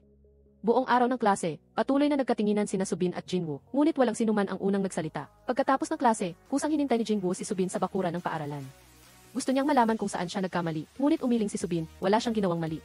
Hindi lang siya komportable habang nanonood ng scene. Marahil ay hindi nagustuhan niya ang pelikulang pinili niya noong araw na iyon, at sa wakas ay nagkaroon ng lakas ng loob si Jinwoo na ibigay ang regalo na hindi niya naibigay sa kanya sa kanilang date. Nang umalis si Jinwoo, binuksan ni Subin ang regalo at nakita niya na iginuhit ni Jinwoo ang sandali nang magkita sila sa unang pagkakataon. Tiningnan niya ang larawan sa kanyang kamay at patuloy na kumakabog ang kanyang puso dahil isinasaayos ang restaurant kung saan nagtatrabaho ang ina ni Jinwoo. Kaya, pansamantala siyang nakatira kasama si Jinwoo at naghahanap ng panandali ang trabaho. Nang makita niya ang advertisement para sa isang katulong, mabilis siyang nag-apply. Nang magkita sila, nagulat ang ina ni Jinwoo na ang nag-hire sa kanya ay ang ina ni Subin. Sa simula ay awkward ang kanilang pag-uusap, at nang umalis ang ina ni Subin, hindi niya makontak ang kanyang driver. Nakita ito ng ina ni Jinwoo, kaya tinulungan niya itong ihatid sa kumpanya. Simula noon, naging mas maganda ang kanilang samahan. Kinabukasan, inihayag ni Teacher O na magkakaroon ng field trip ang grade 3. Inatasan niya sina Hee-jung at Jinwoo na magplano ng detalyado. Naramdaman ni Hee-jung na sayang lang ang oras, kaya gusto lang niyang mag-organisa ng isang simpleng field trip. Ngunit hindi ito nakita ni Jinwoo, gusto niyang magkaroon ang lahat ng isang di malilimutang piknik na magkasama. Nakaisip si Jinwoo ng solusyon, ang sinumang nakakaramdam na ang piknik ay sayang sa oras ay maaaring hindi sumali. Tinanong ni Hee-jung kung sinuman ang ayaw pumunta ay maaaring pumunta sa silid-aralan kasama niya. Kinuha ni Subin ang kanyang bag at handa nang umalis, ngunit dahil sa pagpigil ng kanyang mga kaibigan at sa matinding pagtingin ni Jinwoo, sa huli ay nagpa siya pa rin si Subin na manatili. Tanging isang maliit na grupo na nakikipaglaro kay Hee-jung ang umalis sa silid-aralan. Pagkatapos mag-usap ni Jinwoo sa mga nanatili, napagdesisyonan nilang ang tema ng piknik ay magiging klasikong tema, maaari silang magsuot ng mga damit na puno ng alaala ng kanilang mga magulang. Pagkatapos ng klase, nakita ni Hee-jung si Subin na nakaupo at tulala. Nang lapitan siya ni Hee-jung, sinabi lang ni Subin na nagpapahangin lang siya. Tinanong ni Subin si Hee-jung kung dapat ba niyang isipin ang pagsali sa piknik. Sasali si Hee-jung sa piknik sa isang kondisyon na kailangang tuparin ni Subin ang isang hiling niya. Agad na sumang-ayon si Subin kay Hee-jung, sabay silang pumunta sa amusement park at nilalaro muli ang larong nilalaro nila noong bata pa sila habang pabalik. Biglang tinanong ni Subin si Hee-jung kung lihim ba siyang may gusto sa kanya, kaya't ipinadala niya ang mensaheng iyon sa kanya, kahit alam niyang masasaktan siya nito. Nararamdaman niya marahil na naiinggit siya kay Jinwoo, humingi ng tawad si Hee-jung kay Subin at sinabing ginawa niya iyon dahil nag-aalala siya para sa kanya. Naramdaman ni Hee-jung na nagkamali siya kaya matapos mag-isip-isip, nagpa siya si Hee-jung na sabihin ang totoo sa kanya. Ngunit bago pa man makapagsalita si Hee-jung, naputol siya sa biglaang paglitaw ni Jinwoo dahil sa mga ekspresyon ni Subin. Siguradong may hindi pagkakaunawaan sa pagitan nila, gusto niyang malaman kung ano ang nangyari. Sa simula ay ayaw magsalita ni Subin, ngunit pagkaraan ng ilang sandali, nagpa siya siyang ipakita kay Jinwoo ang mensahe. Nang makita ang mensahe sa chat, biglang nadismaya si Jinwoo. Nadismaya dahil mas pinaniwalaan ni Subin ang isang mensahe kaysa sa kanya. Nang makita ang likod ni Jinwoo na papalayo, biglang may napagtanto si Subin. Nagmamadaling gustong magpaliwanag ni Hee-jung, ngunit ayaw nang makinig ni Subin. Habang naglalakad si Subin, nag-iisip siya, naramdaman niyang dapat siyang humingi ng tawad kay Jinwoo. Agad na tinanong ni Subin si Oji tungkol sa address ng bahay ni Jinwoo. Nang tumakbo si Subin sa bahay niya, gusto niyang tawagin si Jinwoo, ngunit ang pagdating ng ina ni Jinwoo ay nagpatigil kay Subin, kaya't hindi siya nakaharap. Nagawa lang ni Subin na mag-text ng paumanhin kay Jinwoo, gusto pa niyang magpaliwanag, nang biglang dumating ang reply ni Jinwoo. Naramdaman niyang may kasalanan din siya, dahil hindi niya napaniwala si Subin. Sa huli, naramdaman niyang hindi siya karapat-dapat para sa kanya. Kinabukasan, nagkita sina Subin at Jinwoo sa daan papunta sa paaralan, ngunit nagtinginan lang sila ng walang imikan, habang naiinis na nagdaramdam si Jinwoo kay OJ. Lihim na binuhusan sila ng tubig ni Sangpi, buti na lang at nakaiwas si Jinwoo. Wala nang malaman ni Sangpi na gusto siya ni Jomi, lagi siyang naghahanap ng paraan para paglaruan si Jinwoo. Galit na tiningnan ni Jinwoo si Sangpi. Pinayuhan ni Jinwoo si Sangpi na sa halip na sayangin ang oras sa kanya, mas mabuting kusa niyang paunlarin ang damdamin niya para kay Jomi.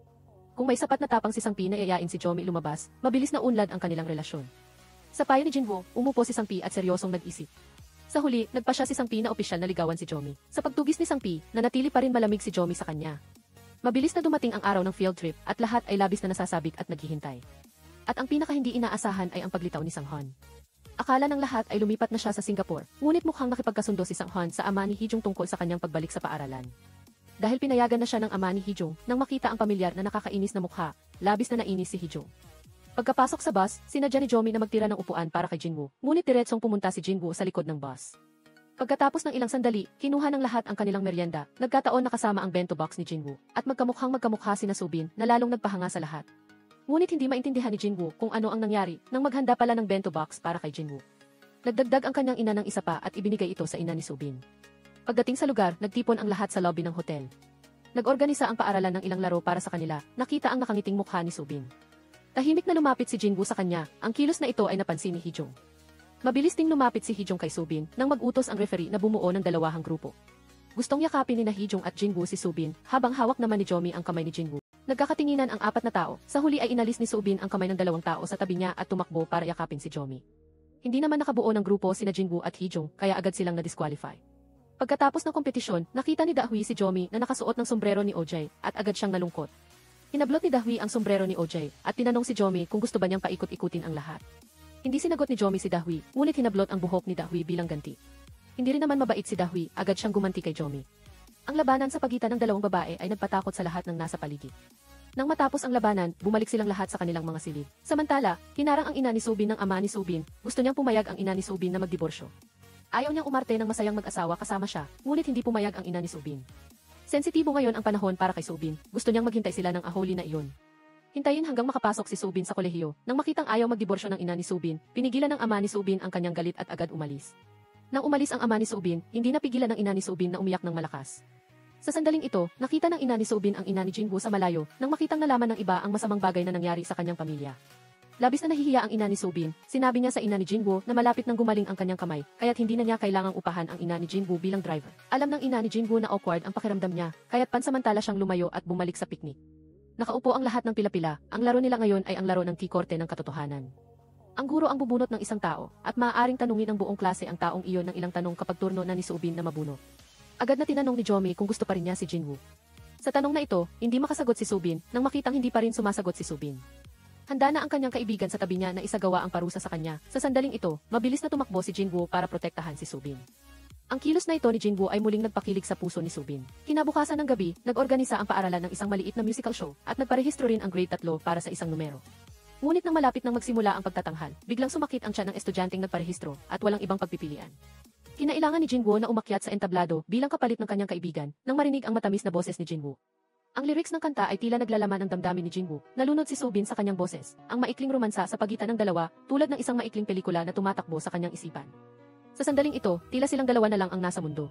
Ang huling bahagi ng musical night ay ang sayawan, habang nagsimula ng sumayaw ang lahat. Si Subin ay naghahanap pa rin ng kapareha, hanggang sa makita ni Jinwoo si Subin. Mabilis siyang lumapit at hinawakan ang kanyang kamay, at sila ay nagkatitigan ng matagal. Biglang may nakabangga kay Subin, kaya't sinamantala ni Jinwoo ang pagkakataon at niyakap siya. Pagkatapos ay bumulong siya sa tainga ni Subin, humiling na manatili siya sa tabi niya. Kinabukasan ay ang araw na bumalik ang lahat sa paaralan. Nang sumakay sa bus, kusang tinawag ni Subin si Jinwoo upang maupo sa tabi niya. Nang makita ang kilos ni Subin, agad na nahulaan ng kanyang mga kaibigan ang kanilang sikreto. Sa buong biyahe, hindi maitago ni Subin at Jinwoo ang kanilang kaligayahan. Patuloy silang nagkatinginan at ngumiti ng palihim. Pagdating sa kanilang patutunguhan, agad na hinila ng kanyang mga kaibigan si Subin sa sauna room. Nahiyang tumingin si Subin kay Jinwoo, may usapan na pala sila ni Jinwoo. Nang akmang tatanggi na si Subin, biglang humarang si Jinwoo sa kanilang dadaanan. Tapos ay hinayaan niyang hilahin siya ni Jinwoo na parang lumilipad. Pagkatapos ay nagbisikleta silang dalawa, kumain ng ice cream, at nagkwentuhan halos buong hapon. Nang ihatid siya ni Jinwoo pauwi, patuloy silang nagkakatinginan. Kahit alam nilang magkikita sila kinabukasan, ayaw pa ring maghiwalay ng dalawang bagong magkasintahan. Pauwi, naakit si Jinwoo sa isang tindahan ng pabango sa malapit. Dahil naiisip niya ang kanyang munting kasintahan, nagpasya siyang maghanda ng regalo para sa kanya. Pagsapit ng gabi, muli silang nag-usap sa telepono ng puno ng pagmamahal. Nang biglang pumasok ang ina ni Subin, nagulat siya at itinago ang telepono, pagkatapos ay nagkunwari na sumasakit ang kanyang tiyan. Pagkaalis ng ina ni Subin, lumipat si Subin mula sa pagtawag patungo sa pagte-text kay Jinwoo, pahinga pa rin kinabukasan. Kaya, naghanda sila ng isang napakaromantikong date. Kinabukasan ng umaga, naghanda si Jinwoo upang maging gwapo at pagkatapos ay nagmaneho upang sunduin si Subin. Nagsinungaling naman si Subin sa kanyang ina na pupunta siya sa library upang mag-aral ng maaga. Pagkaalis sa bahay, sabay na sinuri ni Subin at Jinwoo ang listahan ng mga bagay na gusto nilang gawin. Dahil limitado ang oras ng kanilang date, ilang opsyon lang ang maaari nilang piliin. Una, dinala ni Jinwoo si Subin upang bisitahin ang kanyang namayapang kaibigan. Nais niyang ipakilala si Subin kay Jungwoo. Tumayo si Subin sa tabi ni Jinwoo at formal na nagpakilala. Pagkatapos ay sinabi niya kay Jungwoo na aalagaan niya ng maigi si Jinwoo. Nang handa na silang umalis, ibinigay ni Jinwoo kay Subin ang regalong inihanda niya. Nang makita ni Subin ang kanyang pangalan na nakaukit sa bote ng pabango, napuno ng kaligayahan ang kanyang puso. Pagkatapos ng kanilang date, pagbalik ni Subin ay nakita niya ang pagod na mukha ng kanyang ina. Upang mapabuti ang performance ni Subin, muling nagpakumbaba ang ina ni Subin upang humingi ng tulong sa ina ni Hee-jung upang payagan si Subin na sumali sa klase ng tutor ni Hee-jung. Sa simula ay pumayag ang ina ni Hee-jung, ngunit ngayon ay tinawagan niya muli ang ina ni Subin at sinabing hindi niya matatanggap si Subin sa klase ng tutor. Bukod pa rito, nagbago ang ugali ng ina ni Hee-jung ng 180 degrees. Tinanong ng ina ni Subin si Subin kung may ginawa ba siyang nakakasakit kay Hee-jung. Nag-isip ng mabuti si Subin, wala siyang ginawang anumang bagay na nakakaapekto kay Hee-jung. Sa pagtingin sa pagod na mukha ng kanyang ina, labis na nasaktan si Subin. Bagaman hindi siya kasing talino ng kanyang ina, gagawin niya ang kanyang makakaya. Hindi niya hahayaan na mapahiya ang kanyang ina sa harap ng lahat. Nang makitang determinado ang kanyang anak na mag-aral, gumaan ng kaunti ang kalooban ng ina ni Subin. Kinabukasan ng umaga, sadyang iniwan ni Jinwoo ang kanyang bisikleta sa bahay. Upang makasama si Subin papunta sa paaralan, sabay silang naglakad papunta sa paaralan na magkahawak kamay. Pagdating pa lang sa gate ng paaralan, nahihiya nang naghiwalay ang magkasintahan. Ngunit nakita sila ni Chanjae at walang pakundangan siyang sumingit sa pagitan nilang dalawa. Habang hinihila sila, masaya si Chanjae na kinukutya sila. Sa sandaling ito, hinarang sila ni Jomi. Nalaman na niya na naalis si Subin sa tutoring group.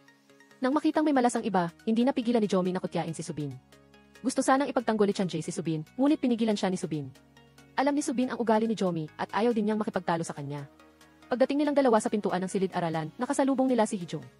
Alam ni Jinwoo na kailangan nilang mag-usap, kaya kusa siyang pumasok sa klase muna. Totoong sinabi ni Hee-jung kay Subin na inutusan niya ang kanyang ina na alisin si Subin sa grupo ng tutor.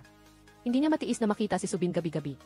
Naunawaan ni Subin si Hee-jung at mas gusto pa rin ni Subin ang mag-aral ng mag-isa.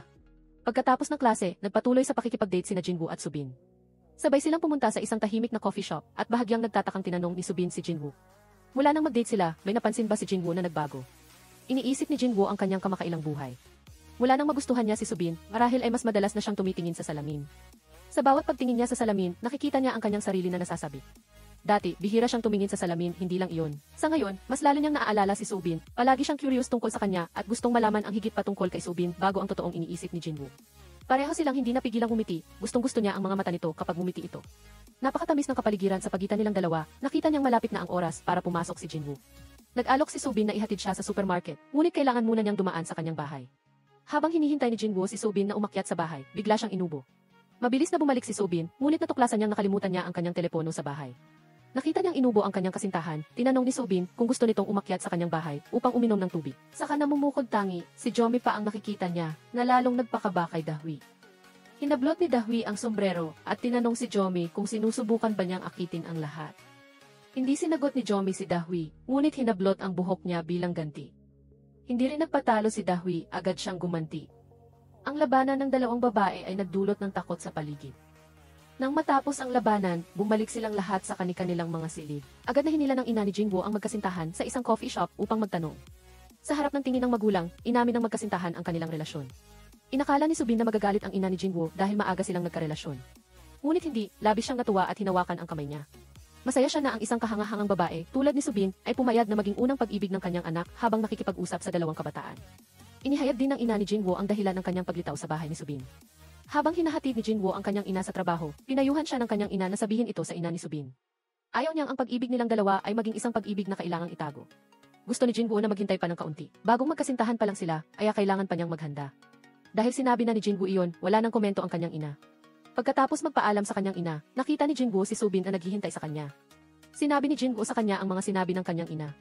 Naintindihan ni Soobin ang iniisip ng kanyang ina, susubukan niyang pumili ng tamang oras para sabihin sa kanyang ina ang tungkol sa kanilang pakikipag-date habang nagtatrabaho.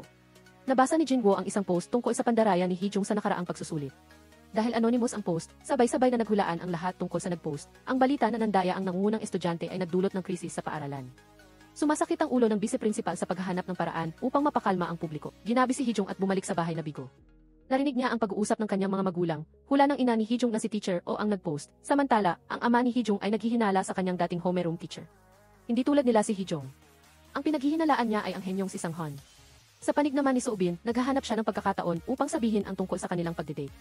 Ngunit bago pa man siya makapagsalita, binanggit ng kanyang ina ang kanyang pagganap. Gusto niyang mas magsikap pa siya, huwag hayaang magambala, lalo na huwag makikisangkot sa pag-ibig sa panahong ito. Dahil sa mahigpit na salita ng kanyang ina, nawasak ang intensyon ni Soobin na ipaalam ang kanilang relasyon. Kinabukasan, tinanong ng buong klase si Hee-jung tungkol sa issue ng pandaraya sa puntos. Gusto nilang malaman kung totoo ba iyon. Ang mga matang usisero na nakatuon kay Hee-jung ay nagdulot ng pagkabalisa sa kanya.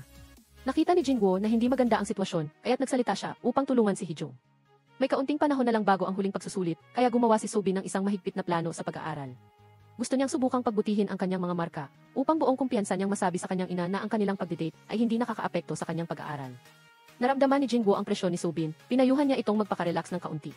Huwag hayaang maapektuhan ang kanyang kalusugan, naisip ni Soobin na kailangan nilang lihim na mag-date. Gusto lang niyang ipagsapalaran na gawing pampubliko ang lahat minsan. Mabilis na hinila ni Jinwoo si Soobin. Wala siyang pakialam sa lihim na pakikipag-date, sa katunayan ay nakakatuwa pa nga ito para sa kanya. Sa pagsasabi nito, hinawakan ni Jinwoo ang kamay ni Soobin at unti-unting naging awkward ang atmosfera sa pagitan nilang dalawa.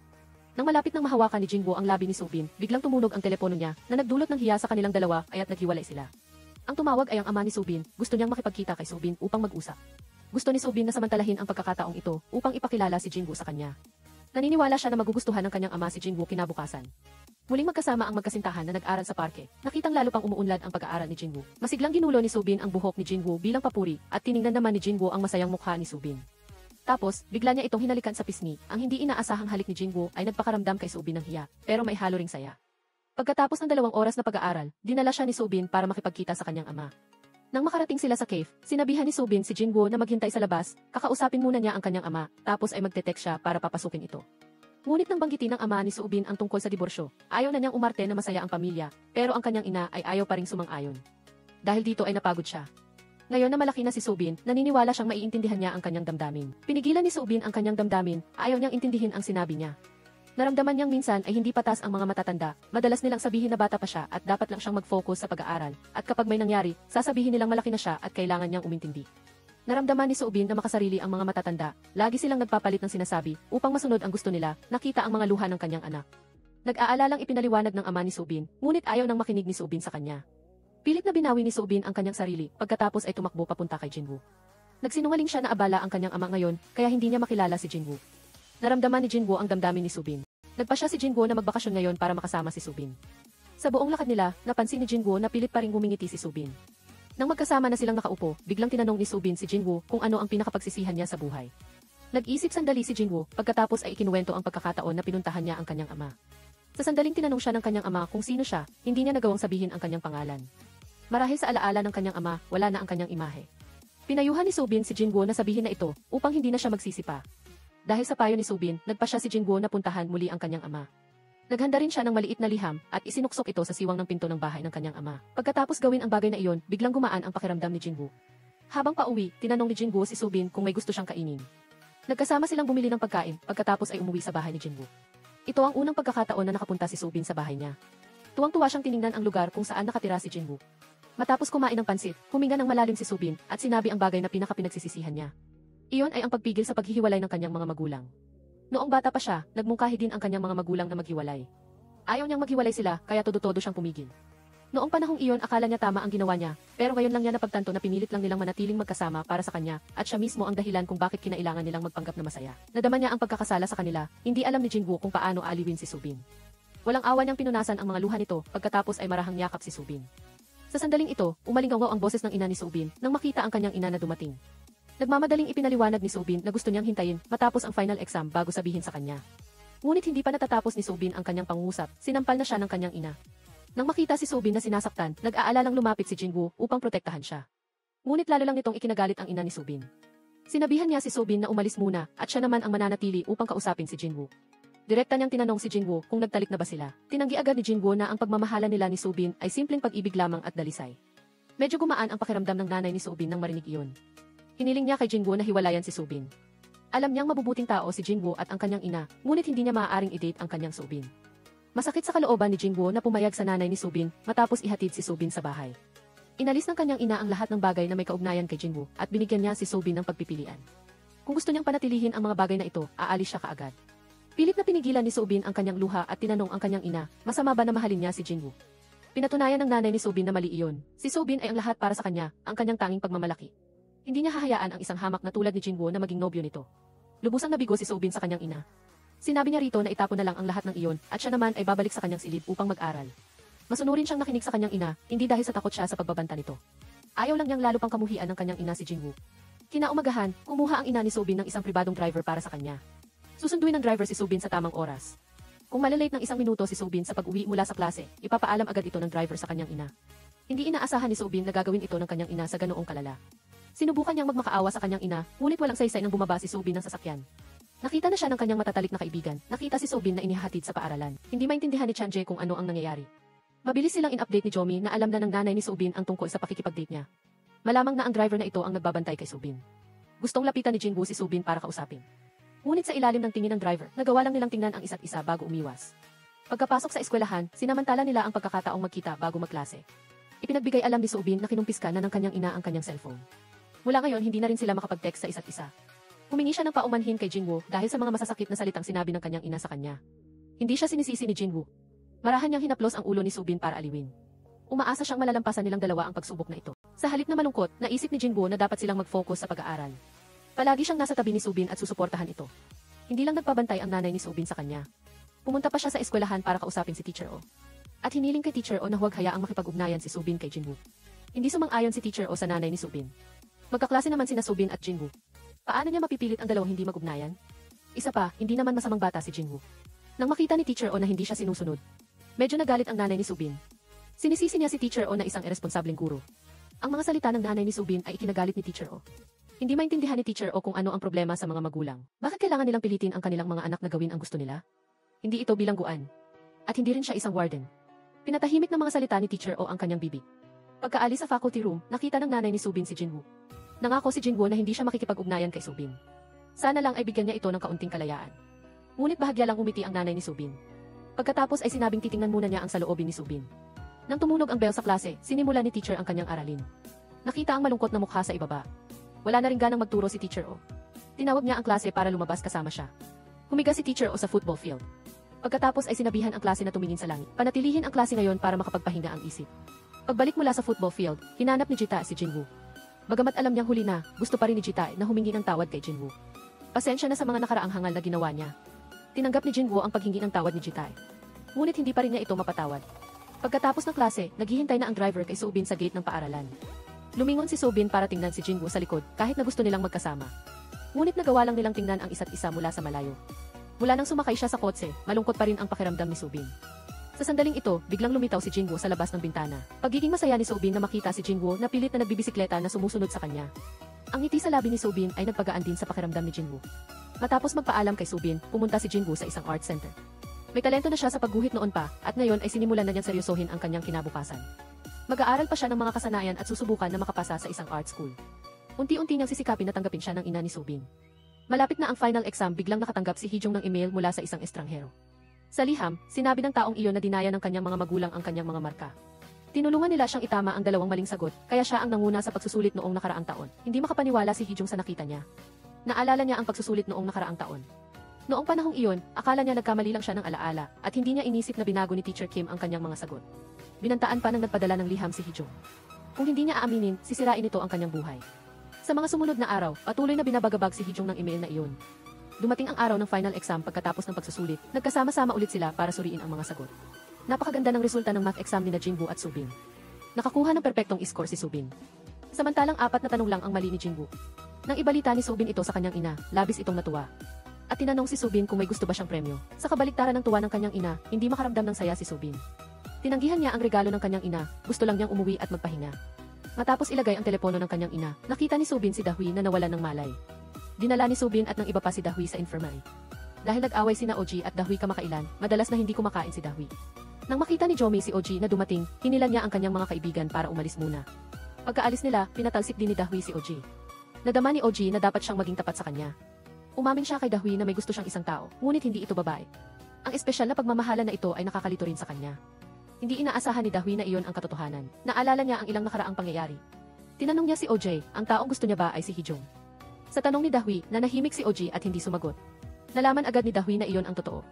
Umiyak siya at pinapaalis si OJ. Nang makita si Dahui na ganoon, hindi matiis ni OJ na iwanan siyang mag-isa. Lumapit siya, inalalayan siyang tumayo at iniuwi siya. Ngunit paglabas pa lang nila ng pinto, tiningnan na sila ng mga kaklase nila nang may pagtataka. Kumalat na sa school forum na may gusto si OJ sa isang lalaki. Agad na bumalik si Dahui sa infirmary. Binuksan niya ang kurtina sa katabing kama at nakita ang isa pang kaklase na naroroon na pala. Agad na nakonsensya si Dahui kay OJ. Hindi niya alam na may tao sa katabing kama. Pagkatapos ng klase, nakatanggap si Jinwoo ng tawag. Mabilis siyang nagpaalam kay Subin at nangakong ikukwento niya ito sa kanya mamaya. Kakalis lang ni Jinwoo ng magbisikleta nang lapitan na ni Hijong si Subin at mabilis na isinuksok ang isang cellphone sa bag niya. Ito ang lumang cellphone ni Hijong, magagamit niya pansamantala habang kinumpiska ang cellphone niya. Pagka-uwi, agad na ginamit ni Subin ang cellphone ni Hijong para tawagan si Jinwoo. Si Jinwoo naman ay nasa coffee shop na noon. Nakita niya na si Hijong ang tumatawag, kaya pinatay niya ang tawag. Nang makitang patuloy pa ring tumatawag ang kabilang linya, nalilito si Jinwoo na sinagot ang tawag, ngunit bago pa man siya makapagsalita. Nakita na niya ang kanyang ama na lumapit, nagmamadaling inilapag ni Jinwoo ang telepono sa upuan sa tabi niya, nang hindi napapansin na patuloy pa rin ang tawag. Nagkatinginan ang mag-ama. Sasabihin na sana ni Jinwoo ang kanyang pangalan, ngunit pinutol siya ng kanyang ama. Sinabi nitong nakilala niya na siya. Mula nang una silang magkita, alam na niyang ito ang kanyang anak. Pagkasabi niyan, nilabas ng ama ni Jinwoo ang liham niya. Ngayon ay may bago na siyang pamilya at hindi niya ito pwedeng masira. Kaya naman, umaasa siyang huwag na si Jinwoo na puntahan siya. Humingi ng tawad ang ama ni Jinwoo kay Jinwoo pagkatapos ay tumalikod at umalis. Ang mga salita ng kanyang ama ay nagpagulo sa isip ni Jinwoo.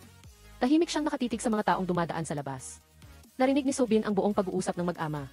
Hindi niya inaasahan na ganoon kasama ang puso ng ama ni Jinwoo. Nag-alala si Subin sa kalagayan ni Jinwoo. Hindi niya pinansin ang driver at tumakbo ng mabilis papunta kay Jinwoo.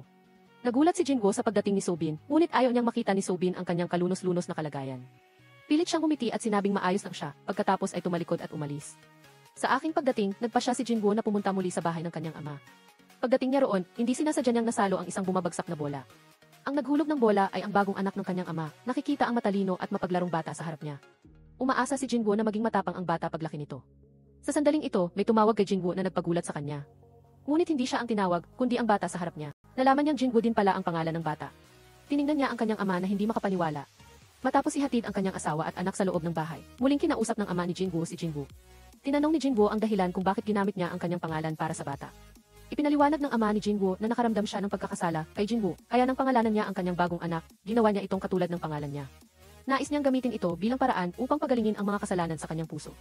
Ang ginawa niyang ito ay lubusang ikinabigo ni Jinwoo. Sa panig ni Subin, labis siyang nag-alala kay Jinwoo, kaya sinabihan niya ang driver na ihatid siya sa bahay ni Chanja para sa group study.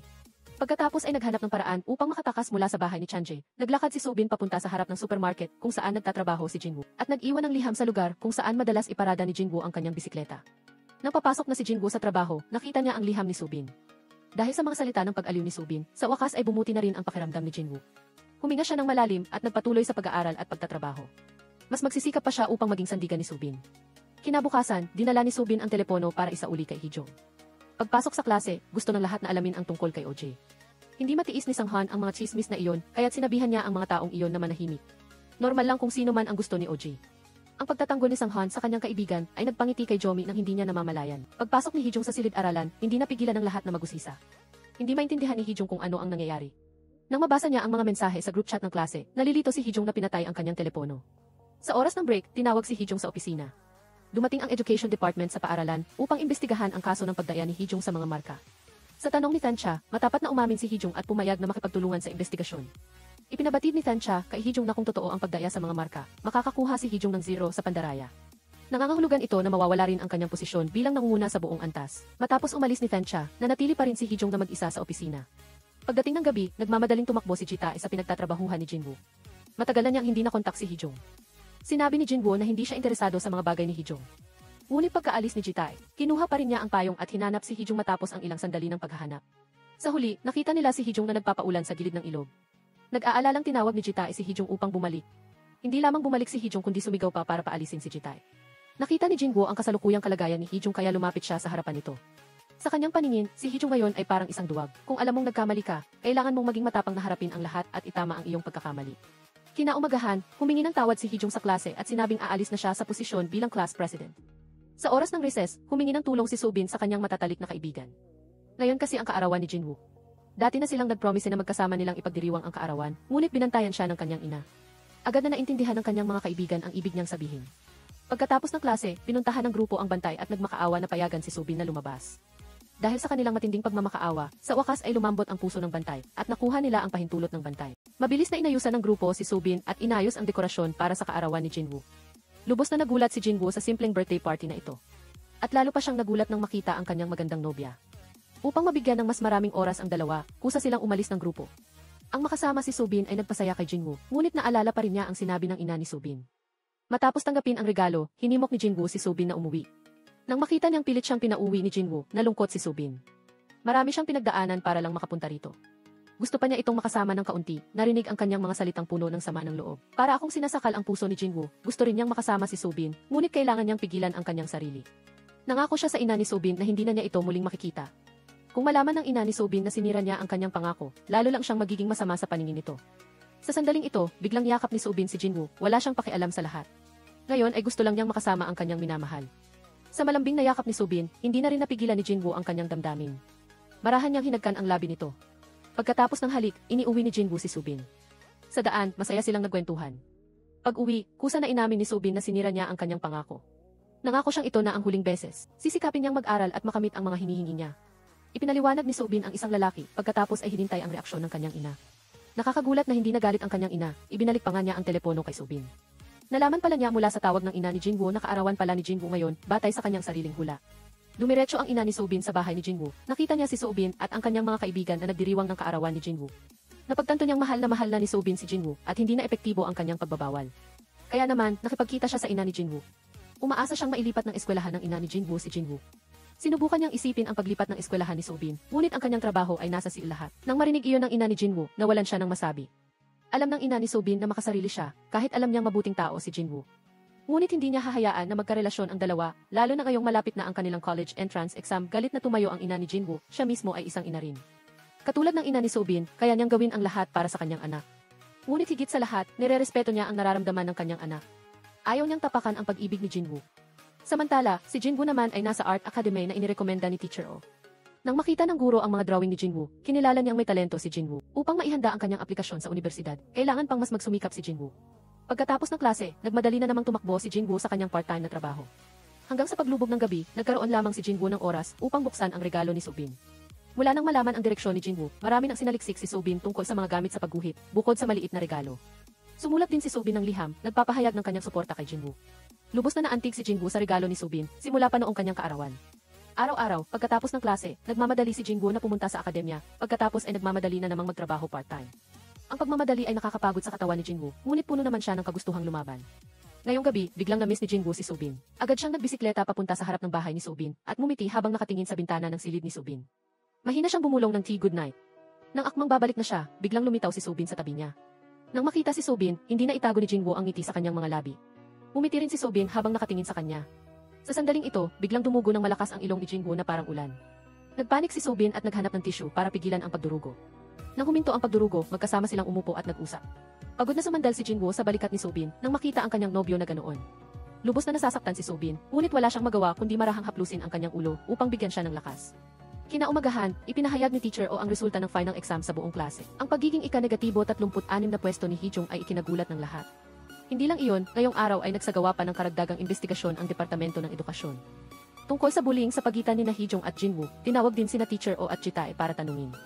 Nang malaman ni Subin ang mga pinagdaanan ni Jinwoo, lubos siyang nalungkot para rito. Nakarating din sa ibang magulang ang kaso ni Hijong. Pagka-uwi ni Subin, tinanong siya ng kanyang ina tungkol doon. Nanahimik lang si Subin, kaya lubos na nagulat ang ina ni Subin. Hindi niya akalain nagagawa si Hijong ng ganoong klaseng pambubuli. Malinaw na, malaki ang itinaas ng mga marka nila ni Jinwoo. Pareho silang nagsisikap para sa kanilang kinabukasan. Hindi niya inaasahan na agad na magbabago ang saloobin niya. Umaasa lang siya na maniniwala siya sa kanyang kakayahan. Patuloy silang magsisikap ni Jinwoo sa hinaharap. Pagkatapos ng investigasyon, nagpasya si Hee-jong na mag-drop out sa kabila ng pagpipigil ni Teacher Oh. Hindi rin nagbago ng desisyon si Hee-jong. Nang malaman ni Jingwoo ang tungkol dito, galit niyang sinuntok si Hee-jong. Kung mag-drop out si Hee-jong, ito ay 1 kilos lamang ng pagtakas ng isang duwag. Sa kanyang pananaw, hindi pa talaga nagsisisi si Hee-jong. Sa huli, ang pinakamahalaga sa kanya ay ang kanyang sariling dangal. Pagkatapos sabihin iyon, malamig na umalis si Jinwoo. Sa sandaling ito, biglang tinawag siya ni Hee-jong. Nanahimik sandali si Hee-jong pagkatapos ay lumuhod at humingi ng tawad kay Jinwoo. Pagkatapos ng araw na iyon, marami nang pinag-isipan si Hee-jong tungkol kay Jinwoo, ngunit sa huli ay nagpasya pa rin siyang huminto sa pag-aaral. Ang pagpasok sa klase kasama ang mga matapat na kaibigan ay nagdulot kay Hee-jong ng hiya. Matapos magpaalam kay Hee-jong, magkasama sina Jinwoo at Soobin ang nagbisikleta para mag-sightseeing. Upang makapaghanda para sa isang magandang universidad, sumali si Jinwoo sa isang drawing competition. Sa araw ng kompetisyon, sinamantala ni Soobin ang kanyang bakanting oras at agad na pumunta para suportahan si Jinwoo. Sa suporta ng kanyang nobya, kumpiyansang pumasok si Jinwoo sa examination room. Ginawa ni Jinwoo ang kanyang makakaya para sa kanyang pagsusulit kahit hindi pa alam ang resulta. Ngunit lubos siyang nasiyahan sa kanyang sarili. Pagkatapos ng kompetisyon, mabilis na tinawagan ni Jinwoo ang kanyang ina. Nang mag-usap sila, narinig niya ang pagod sa boses nito. Nagpasinungaling ang ina ni Jinwoo na bumibili siya ng mga sangkap para sa kanyang restaurant hanggang sa puntahan ni Jinwoo ang kanyang restaurant. Doon niya nalaman na matagal na pala itong sarado. Kinabukasan, maagang pumunta si Jinwoo sa harap ng restaurant. Nakita niya ang kanyang ina na nagmamadaling umalis at bumalik lamang ng gabing-gabi na. Nang makita ng ina ni Jinwoo na pumasok siya sa restaurant, nalaman niyang hindi na niya ito maitatago. Nang gustong malaman ni Jinwoo kung ano ang nangyayari, nag-atubili siya. Ang totoo, ang perang ginamit para ipaayos ang restaurant ay kinuha na ng isang kaibigan niya at tumakas. Iyon ang pera na matagal na niyang iniipon. Sobrang lumana ng restaurant ngayon at balak niyang magtrabaho para kumita ng pera para ipaayos ang restaurant. Saka pa lang niya muling bubuksan ang restaurant, sinasadya niyang itago ito sa kanya dahil gusto niyang mag-focus siya sa college entrance exam simula nang kausapin niya ang kanyang ina. Maraming inisip si Jinwoo, hindi niya kayang iwanang mag-isa ang kanyang ina na harapin ang mga paghihirap. Nagpasya si Jinwoo na lumipat at manirahan kasama ang kanyang ina. Sa sandaling nagpasya siya, buong tapang siyang nakipag-appointment sa ina ni Soobin. Humingi siya ng pahintulot sa ina ni Soobin na payagan silang magkasamang lumabas ni Soobin sa isang araw. Sinabi niya na ang kanyang ina ay nahihirapan at lilipat siya upang manirahan kasama nito. Nangangahulugan iyon na matagal niyang hindi makikita si Soobin. Pagkatapos marinig ang sinabi ni Jinwoo, nag-isip sandali ang ina ni Soobin at tumango bilang pagsang-ayon. Bigla pa nga siyang humingi ng tawad kay Jinwoo dahil sa dati niyang labis na reaksyon dito. Pag-uwi ng ina ni Soobin, kusa niyang sinabihan si Soobin na lumabas kasama si Jinwoo. Nang payagan siya ng kanyang ina na lumabas kasama si Jinwoo sa isang araw, labis na nagpasalamat si Soobin sa kanyang ina. Pagkatapos ay nag-text agad siya kay Jinwoo para makipag-date. Maagang pumunta si Jinwoo sa bahay ni Soobin para hintayin siya. Pagkatapos ay sabay silang nanood ng pelikula, nagpakuha ng litrato bilang alaala at nagmasid sa langit sa buong proseso. Naramdaman ni Soobin na may gustong sabihin si Jinwoo. Hanggang sa ikinuwento ni Jinwoo ang lahat, labis na umiyak si Soobin kahit na malungkot siya. Ngunit sinuportahan pa rin niya ang desisyon ni Jinwoo. Masakit sa kalooban ni Jinwoo na yakapin si Soobin. Kahit pa lumipat siya para manirahan kasama ang kanyang ina, hindi magbabago ang pagmamahal niya para kay Soobin. Pinilit ni Soobin na pigilan ang kanyang luha, inabot niya ang kanyang kamay at nakipagkasundo kay Jinwoo na malalampasan nilang dalawa ang panahong ito ng pagkakahiwalay. Sa sandaling ito, nagkaroon ng notification ang telepono ni Jinwoo na naglalaman ng resulta ng huling drawing competition. Matagumpay na nakuha ni Jinwoo ang ikalawang gantimpala sa kompetisyon. Masayang niyakap ni Jinwoo si Soobin. Nang dumilim, iniuwi ni Jinwoo si Soobin. Pareho silang ayaw magbitawan, nagkatinginan sila ng puno ng pagmamahal. Nangako siyang babalikan niya si Soobin, basta nandito ka pa rin at naghihintay sa akin. Sa araw na lumipat si Jinwoo, hindi siya pinuntahan ni Soobin para ihatid. Ayaw niyang makita itong umalis hanggang sa nag-extra class si Soobin. Nakita niya ang isang pamilyar na bisikleta sa ibaba ng bahay, at sa basket nito ay maraming mga drawing. Umiiyak si Soobin habang tinitingnan ang bawat drawing, ito ay ang lahat ng magagandang sandali sa pagitan nilang dalawa. Pagkatapos tingnan ang mga drawing, tumakbo agad si Soobin sa bahay ni Jinwoo. Ngunit wala na si Jinwoo dito nang makita ang kawalan ng laman ng bahay. Lalo pang sumakit ang puso ni Soobin, pagkatapos ay tumakbo ulit si Soobin sa bus terminal. Umiiyak siya habang tinatawag ang pangalan ni Jinwoo. Nang makita ni Jinwoo ang kanyang nobya na umiiyak, parang sinasakal ang kanyang puso. Agad siyang bumaba ng sasakyan. Nang makita ni Soobin si Jinwoo, agad silang nagyakapan kahit alam nilang paalam na iyon. Ngunit pareho nilang naintindihan na ang paghihiwalay na ito ay hindi magpakailanman. Balang araw, magkikita silang muli at ipagpapatuloy ang kanilang kwento ng pag-ibig na hindi natapos. Dito nagtatapos ang pelikula. Salamat sa panonood. Paalam at hanggang sa susunod na mga pelikula.